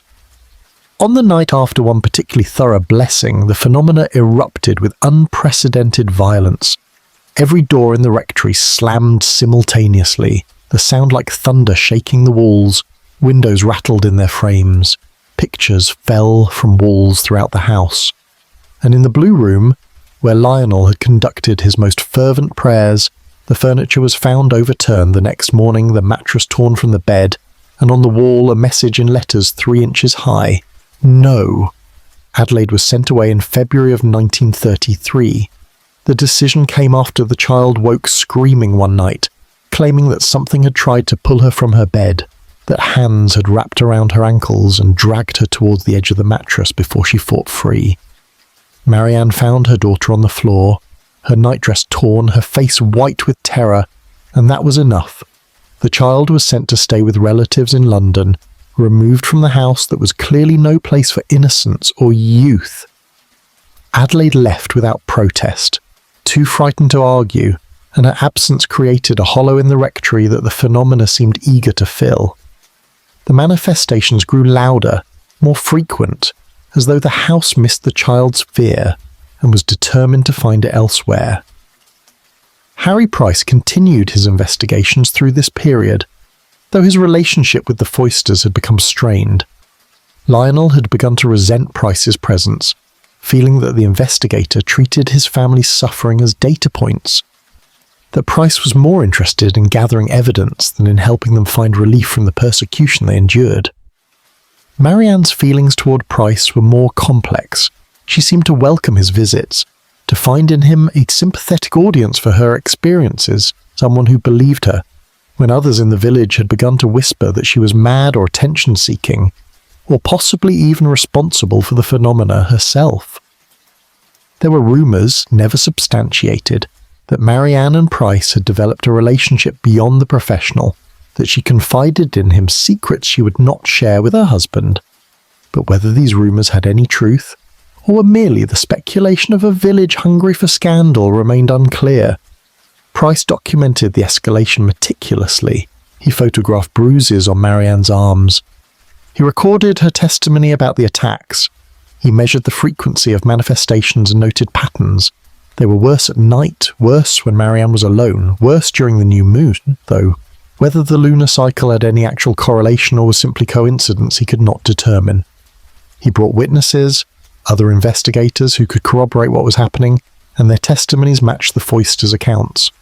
Objects flew in their presence. Writing appeared on walls while they watched. The phenomena at Borley were real. Price insisted in his reports and articles, as real as anything in the physical world, and the scientific community's refusal to take psychical research seriously was a failure of intellectual courage. But not everyone agreed. Skeptics pointed to inconsistencies in the accounts, to the fact that the most dramatic incidents seemed to occur when Marianne was present or nearby, and they suggested that she might be producing the phenomena herself through trickery or through unconscious psychokinetic ability. The theory of the unconscious poltergeist was popular in psychical research circles at the time, the idea that certain individuals, usually young women, could unconsciously generate physical phenomena during periods of emotional stress. Marianne was under tremendous stress, living in a hostile environment with a husband whose health was failing and whose faith had been shaken. Perhaps, the skeptics argued, she was the source of the haunting, her own mind reaching out through mechanisms science did not yet understand to move objects and write messages and create the illusion of external entities. Price rejected this theory vehemently. He had observed Marianne closely and found no evidence of fraud. He had been present during manifestations when she could not possibly have been responsible, when she was across the room or in another part of the house entirely. The phenomena at Borley had existed long before the Foysters arrived, documented by the Bulls and the Smiths, and witnessed by dozens of people over 70 years. To suggest that Marianne was somehow responsible for all of it was absurd, a desperate attempt by skeptics to deny what the evidence clearly showed, that Borley Rectory was genuinely haunted, and that the haunting had focused itself on Marianne Foyster, with a ferocity that suggested personal obsession. The spring of 1933 brought no relief. If anything, the phenomena intensified further. Bottles were thrown, shattering against walls. Stones appeared from nowhere and pelted the windows from inside the house, cracking glass and leaving the Foysters ducking for cover in their own home. Fires started spontaneously in wastebaskets and curtains, small blazes that were quickly extinguished, but which suggested a progression toward greater danger, as though the house was preparing to destroy itself and everyone within it. Lionel suffered a complete breakdown in April, collapsing during a church service and being carried to the rectory where he remained bedridden for weeks, his body failing under the accumulated stress, and his spirit broken by the realization that his faith, strong as it had been, was not strong enough to protect his family from whatever evil haunted Borley. Marianne took over the household duties during her husband's illness. She conducted services at the church, visited parishioners, maintained the appearance of normalcy while living in chaos. The village watched her with mixed feelings: admiration for her strength, suspicion about her role in the haunting, and pity for a woman trapped in circumstances no one should have to endure. She grew thin, her beauty fading under the strain, her eyes haunted by lack of sleep and the constant awareness that she was being watched, followed, persecuted by something she could neither see clearly nor escape. In June of 1933, a new phenomenon appeared. Marianne began to hear a voice, distinct from the whispers and fragments that had plagued the house for months. This voice spoke to her directly. When she was alone, a woman's voice speaking English with an accent Marianne could not place. Medieval, perhaps. The vowels shaped differently than modern speech. The voice claimed to be the nun, the spirit who had walked the garden for centuries, and she told Marianne a story. She said her name was Marie Lair, that she had been a nun at a convent in France in the 13th century, that she had come to England and fallen in love with a monk from the Borley monastery, and that their love had been discovered and punished. She had been murdered, the voice said, strangled and buried in the cellars beneath where the rectory now stood, and she could not rest until her bones were found and given proper burial in consecrated ground. She needed Marianne's help. She needed prayers and masses said for her soul. She needed the living to remember her and to right the wrong that had been done centuries ago. Marianne told Lionel about the voice. He listened with the weary acceptance of a man who had seen too much to dismiss anything, no matter how impossible it seemed. They told Price, who was fascinated and encouraged Marianne to try to communicate further with the entity, to ask questions and record the answers. But Marianne was frightened. The voice was insistent, demanding, and it came with a presence, a feeling of being crowded by something invisible, of breath on her neck and pressure against her chest. She did not want to communicate with it. She wanted it to leave her alone, but the voice persisted, speaking to her in the night, whispering her name, begging and demanding in turns, and Marianne felt herself being drawn into something she could not control, a relationship with the dead that was becoming more real than her relationships with the living. By the autumn of 1933, the situation had become untenable. Lionel's health had not recovered. He was too weak to fulfill his duties as rector, barely able to leave his bed most days, and the bishop had begun making inquiries about finding a replacement. Marianne was on the verge of collapse, tormented by the voice and the physical attacks, and the isolation of living in a house that had become famous for all the wrong reasons. They needed to leave. They knew this, but leaving required finding another position, another living, and what bishop would appoint a man whose last parish had been a disaster, whose wife was rumoured to be unstable or worse, whose family had fled the most haunted house in England in defeat? They held on through 1934, enduring month after month of persecution, while Lionel searched desperately for a way out. The phenomena continued without mercy. The writing appeared, objects flew.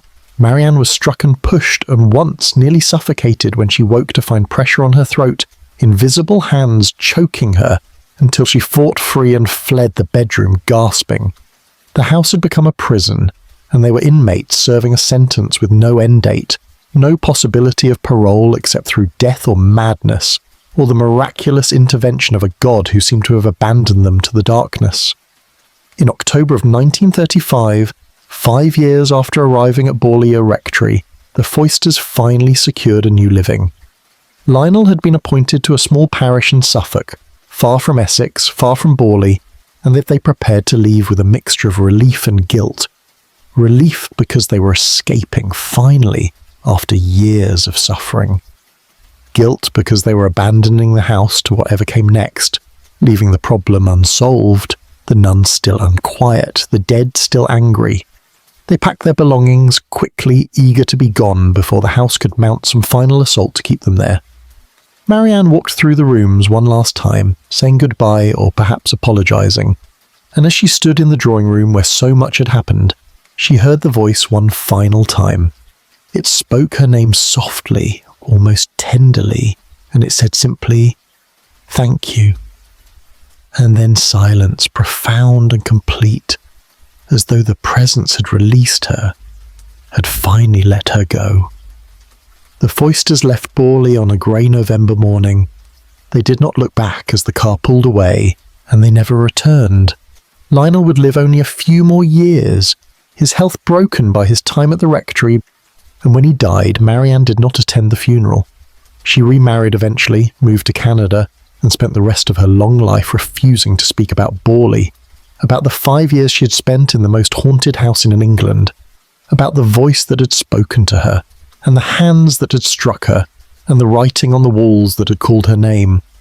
She took those secrets to her grave, leaving behind only the testimony she had given to Harry Price and the scars, invisible but permanent, that Borley Rectory had carved into her soul.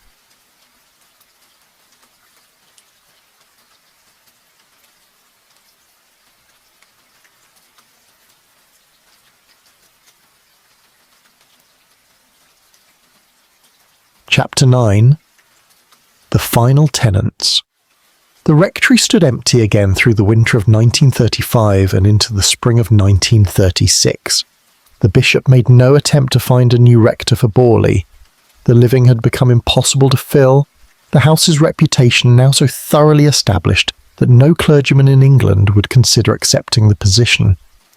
The parishioners of Borley were left without a resident minister, forced to rely on visiting clergy from neighbouring parishes for services and sacraments, and the medieval church that had stood for 800 years began to feel abandoned, as though even God had withdrawn from this cursed corner of Essex, where the dead walked more reliably than the living prayed. But the house could not remain empty indefinitely. It was valuable property, a large Victorian building on substantial grounds, and the church needed funds more than it needed another haunted rectory. In May of 1936, the decision was made to sell. The building would be deconsecrated, removed from church ownership, and offered on the open market to anyone willing to take on a house with such a troubled history. The price was set low, almost insultingly so, reflecting the reality that few potential buyers would be interested in purchasing England's most famous haunted house. Advertisements were placed in London newspapers, carefully worded to attract those who might see the haunting as an asset rather than a liability, spiritualists perhaps, or eccentrics with more curiosity than sense. Captain William Hart Gregson saw the advertisement in June. He was a retired naval officer, 52 years old, unmarried, possessed of a modest private income and an interest in the paranormal that stopped just short of belief. He had read about Borley in Harry Price's articles and in the sensational press coverage that had followed the Foysters' tenure, and the idea of living in such a house appealed to his sense of adventure and his desire for a retirement project that would be anything but boring. He contacted the bishop's office, arranged a viewing, and in July of 1936 he purchased Borley Rectory for a sum so small that the transaction was noted in local papers as evidence that even the church considered the building worthless. Gregson moved in with enthusiasm and scepticism in equal measure. He did not believe in ghosts, not really, but he was willing to be convinced if evidence presented itself. He spent his first weeks exploring the house thoroughly, examining the rooms where the most dramatic phenomena had been reported, looking for rational explanations, drafts that might cause temperature drops, structural quirks that might produce sounds resembling footsteps, anything that could account for the 70 years of testimony without resorting to supernatural explanation. he found nothing conclusive. The house was old and creaky, as Victorian buildings often were, but it was fundamentally sound, well-built, and no more prone to strange acoustics or unusual drafts than any other structure of its age and size. The phenomena began within days of his arrival.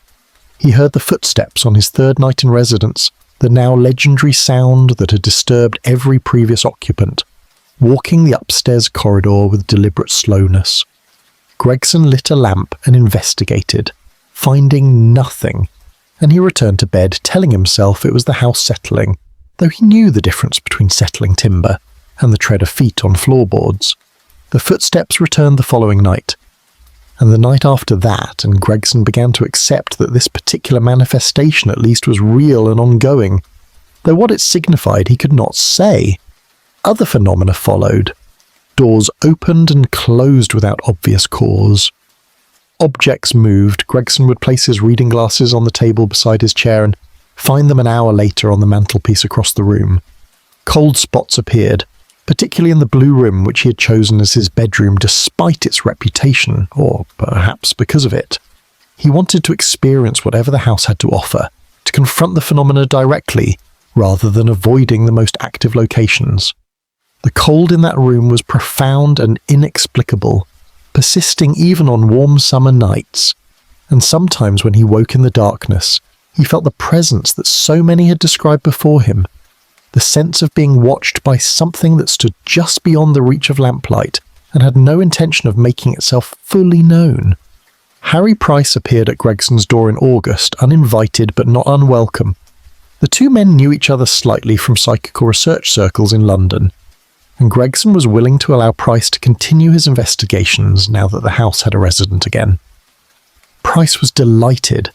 He had maintained contact with Borley during the vacancy, conducting occasional vigils and measurements, but having a permanent occupant provided opportunities for ongoing observation and documentation. He arranged to visit regularly, bringing equipment and assistance, and Gregson cooperated fully, curious to see what Price's scientific approach might reveal. But Gregson was not the Foysters.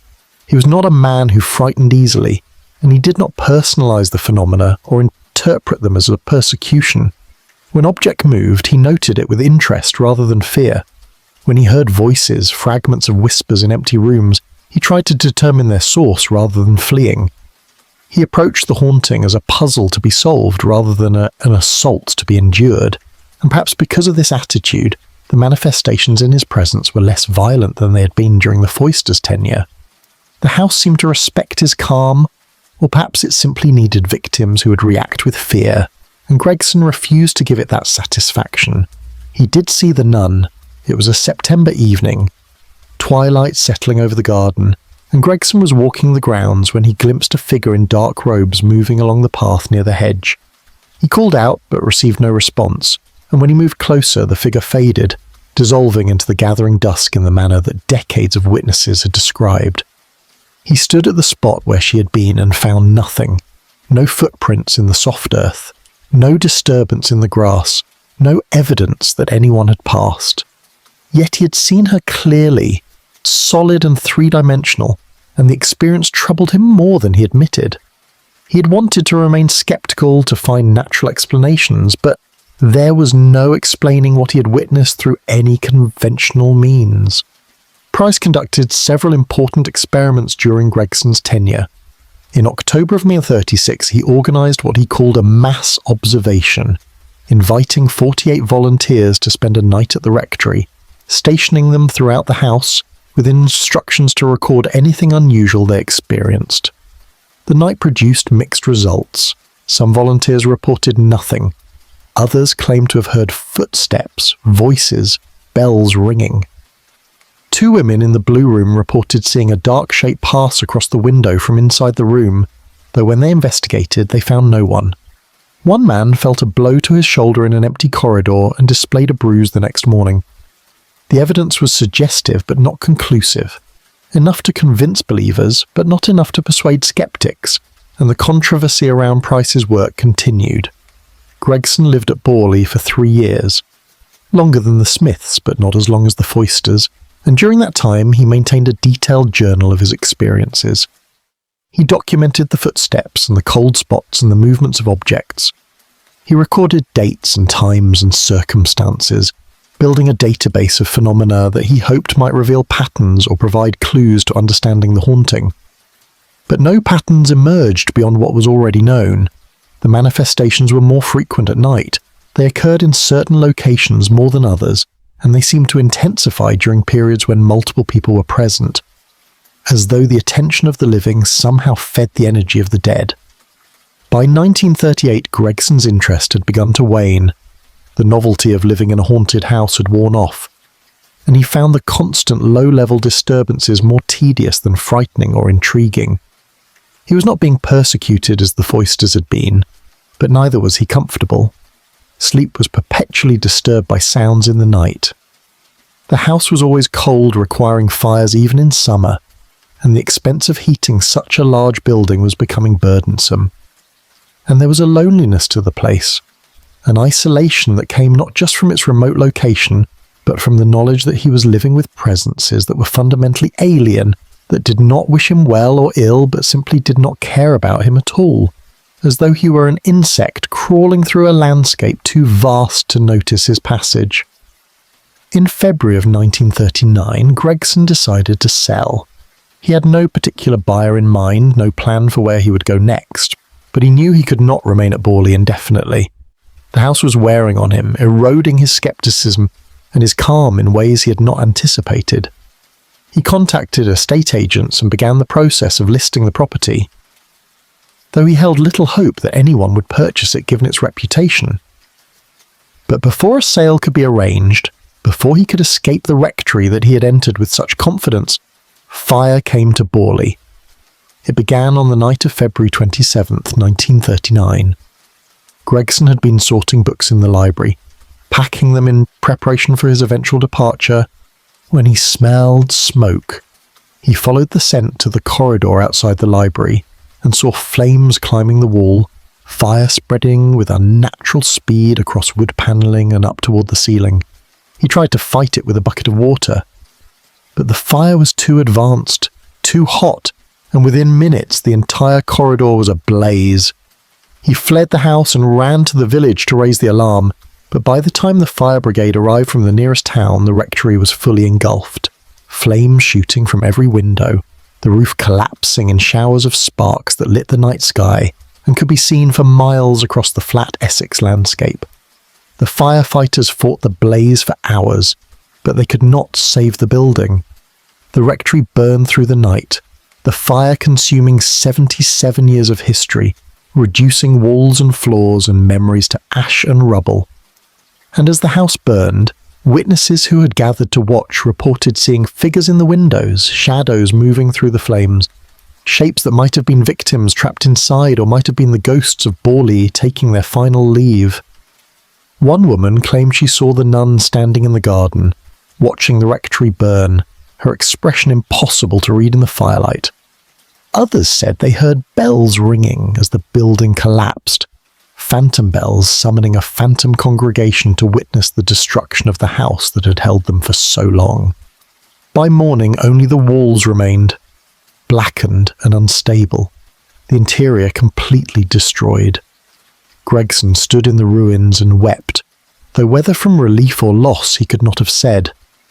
The fire investigation concluded that the blaze had started accidentally, likely from an overturned lamp or a spark from the fireplace, but Gregson always wondered. He had been careful, he had not left any lamps burning.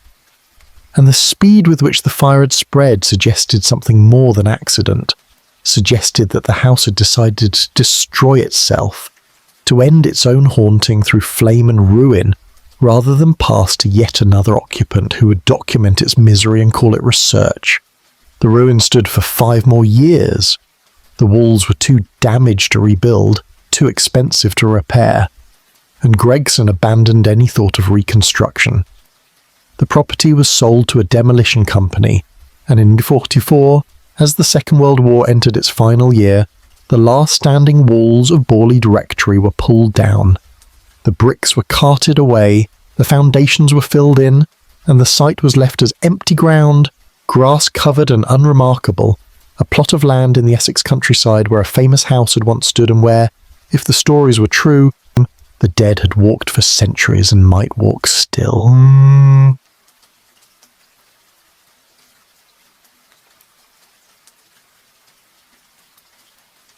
Chapter 10. The Ruins. Remember.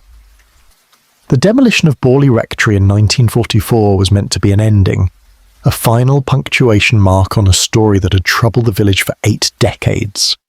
The walls came down under the methodical work of men with hammers and crowbars, men who had returned from the war or who were too old to serve, and that they approached their work with the practical detachment of labourers who had seen too much death in recent years to be frightened by ghost stories. They pulled down what the fire had left standing, brick by blackened brick, and they carted the rubble away to be used as fill or crushed for roads. By October of 1944, nothing remained of the structure itself. The cellars were filled in, the gardens ploughed under, and the land was left to return to the wildness it had known before Henry Bull decided to build his rectory on cursed ground. But the haunting did not end with the destruction of the building. The witnesses who came to the site in the months and years that followed reported phenomena that suggested the manifestations had been tied not to the rectory itself but to the land beneath it, to whatever historical trauma had occurred there centuries before and had never been resolved. The nun was seen walking her ancient path through grass that grew where the garden had been, her figure as solid and sorrowful as ever, still following the route she had walked for 200 years. Footsteps were heard by those who ventured onto the property at night, the same deliberate tread that had disturbed so many sleepers in the vanished house, now walking through air above ground that no longer supported floors or corridors. And lights appeared, flickering orbs that moved across the empty lot as though carried by invisible hands through rooms that existed only in memory. Harry Price returned to Borley in 1945, immediately after the war ended, and he conducted excavations on the site. He had permission from the property's owner, and he brought a team of volunteers to dig in the areas where the cellars had been, searching for the bones that the voice claiming to be Marie Lair had told Marianne Foyster were buried there. They dug for weeks, sifting through rubble and soil, and they found fragments, pieces of bone that might have been human or might have been animal, impossible to determine without more sophisticated analysis than was available at the time. Price claimed these were the remains of the murdered nun, and he arranged for them to be buried in the churchyard at Liston, a nearby village, with a proper Christian ceremony. Whether this brought any peace to the haunting, whether the phenomena decreased after the burial, became a matter of debate. Some said the manifestations continued unchanged. Others claimed they diminished, that the nun was seen less frequently after 1945, that the voice Marianne had heard finally fell silent once the bones, such as they were, had been laid to rest in consecrated ground. The controversy around Price's work at Borley intensified after his death in 1948. The Society for Psychical Research published a report that questioned many of Price's findings, suggesting that he had exaggerated incidents, possibly fabricated evidence, and generally acted more as a showman than a serious researcher. The report acknowledged that Borley had been genuinely haunted. Too many independent witnesses over too many years had reported similar phenomena for it all to be dismissed, but it argued that Price had sensationalized the haunting, had added drama where simple fact would have sufficed, and had damaged the credibility of psychical research through his self-promotion and his willingness to make claims he could not substantiate.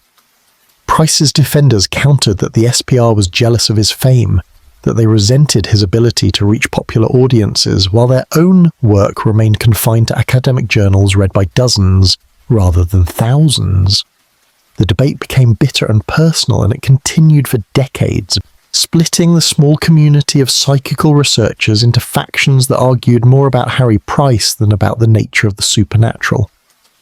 But while researchers argued, the land at Borley or Wipili remained haunted. Through the 50s and 1960s, the phenomena continued, witnessed not just by believers seeking validation, but by ordinary people who stumbled into the supernatural without wanting or expecting it. A couple walking their dog across the empty lot in 1952 saw a coach materialize in the dusk, drawn by horses they described as skeletal and wrong. and it passed within feet of them before vanishing like smoke. A group of teenagers exploring the ruins in 59 heard bells ringing beneath their feet, as though from chambers deep underground, and they fled in panic, swearing they would never return. A woman visiting the churchyard in 63 saw the nun standing among the gravestones, and when the woman approached to ask if she needed help, the figure turned and looked at her with eyes that held such profound sadness that the woman burst into tears and ran, and she never went back to Borley for the rest of her life. The village itself remained divided about the haunting. Some residents embraced the notoriety, the way Borley's ghosts had made their small parish famous, and they welcomed the occasional tourists and researchers who came looking for England's most haunted house, even though the house no longer stood. Others resented the attention, the way their community had become defined by something dark and troubling, the way Borley was known not for its medieval church or its agricultural heritage, but for a rectory that had burned down and the spirits that supposedly walked its grounds. There were arguments in the village pub about whether the phenomena were real or whether the whole thing had been a hoax perpetrated by the Bulls and amplified by Harry Price for profit. But those who had lived through the haunting, who had known the Foysters or the Smiths, or who remembered the Bulls, they knew. They had heard the footsteps and seen the nun and felt the cold that had nothing to do with weather. They knew that something had happened at Borley, something that reason could not explain, and that it continued to happen even though the house was gone. In 1973, a housing development was proposed for the site. The land had been empty for nearly 30 years, and the owner saw an opportunity to profit by building modern homes on property that, despite its reputation, was well located and reasonably priced. Planning permission was sought, and after some debate was granted, and construction began in the spring of 1974. The workers found the digging difficult. Their equipment broke down repeatedly. One bulldozer operator quit after a week, claiming he felt watched while working and that he heard voices coming from the excavations when he shut off his engine. The construction proceeded slowly, plagued by delays and accidents and a general sense among the crew that the land did not want to be disturbed, that they were building on ground that should have been left alone. The development was completed in 1906, 4 houses built on the footprint where the rectory had stood. The families who moved in were warned about the history by estate agents legally obligated to disclose the property's past, but most dismissed the stories as folklore, the kind of legends that attach themselves to old places and persist through repetition rather than truth. They learned differently. All 4 houses reported phenomena within months of occupation. Footsteps walking where no one walked, doors opening and closing, cold spots that appeared without warning. And in the house built closest to where the Blue Room had been, the residents saw apparitions, a woman in dark robes, a man in Victorian dress, shadows that moved with purpose through rooms lit by electric lights that the ghosts of Borley had never known in their lifetimes. 2 of the families moved out within a year. The other 2 remained, learning to live with the disturbances the way the Bulls had, accepting the phenomena as part of the price of living on land where history had left scars too deep to heal. The houses stood, modern structures on ancient ground, and the haunting continued, adapting to the 20th century the way it had adapted to all the centuries before, persistent and patient and indifferent to the passage of time or the changes wrought by the living who came and went while the dead remained. The story of Borley Rectory entered popular culture, the subject of books and documentaries and eventually dramatizations that took liberties with the facts but preserved the essential truth, that for 80 years, from 1862 until the fire in 1939 and beyond, into the ruins and the houses that replaced them, something haunted this place, and as something that could not be explained away or exorcised or destroyed even when the building that contained it was reduced to ash. Scholars debated what it meant. Psychical researchers used Borley as a case study, arguing about whether consciousness survived death, whether trauma could imprint itself on locations, whether the dead could reach across the boundary between worlds and make their presence known to the living. But for those who had experienced the haunting directly, for the Bulls and the Smiths and the Foysters and Gregson, and all the witnesses who had seen the nun or heard the footsteps or felt the cold, the debates were irrelevant. They knew what they had experienced. They knew that the boundary between the living and the dead was not as solid as reason insisted, and that some places, some cursed and holy places, existed in both worlds at once, belonging fully to neither. The church at Borley still stands, its medieval walls solid and enduring, where the rectory that stood beside it for 77 years is only memory. Services are held there, fewer now than in past centuries. The congregation dwindled by the general decline of rural religious practice, and by the reputation that clings to Borley like mist. The churchyard holds the graves of the Bulls, Henry and Harry buried side by side, their stone markers weathered but still legible. And sometimes visitors come to stand at those graves and wonder what those men had known, what they had seen in their decades at the rectory, whether their faith had been strengthened or shattered by living so long in the presence of the inexplicable. The land where the rectory stood is quiet now, or as quiet as haunted ground can ever be. The houses built there in the 1970s have changed hands multiple times, each sale recorded at prices below market value, because the history cannot be hidden, and the phenomena, even if diminished by time and the transformation of the landscape, have never entirely ceased. The nun walks less frequently, seen perhaps once a year rather than weekly, as she was in the rectory's heyday, but she walks still, following her ancient path through suburban gardens and across driveways where cars park, her medieval sorrow unchanged by the modern world that has grown up around her ghost. And on certain nights, when the wind comes from the east and the marshlands exhale their ancient fog, those who live near the site of the rectory report hearing sounds that should not be, footsteps on floors that no longer exist, bells ringing from a chapel that was demolished 800 years ago, voices speaking in dead languages, calling names that no one living remembers, summoning worshippers to prayers that will never again be answered. The dead of Borley keep their vigil as they have for centuries, waiting for something that perhaps they themselves have forgotten. Bound to the earth by chains forged from tragedy and time and the weight of unresolved history. The rectory is gone, the haunting remains, and the land remembers everything, holds it all in soil and shadow, in the roots of trees planted over foundations that once supported walls where the living tried and failed to find peace, where the dead walked and walked still, patient and eternal, in the place the Victorians built but could never truly possess. The place that belonged from the beginning and forever to whatever waited there before bricks were laid and prayers were said and the long haunting of Borley began.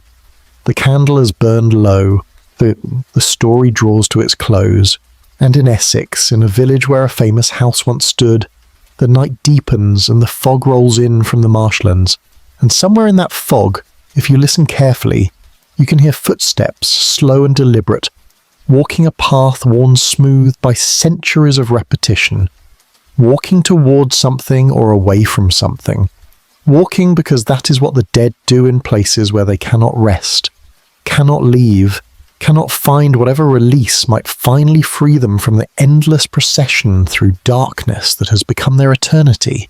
History turns the page, the living sleep, and at Borley the vigil continues.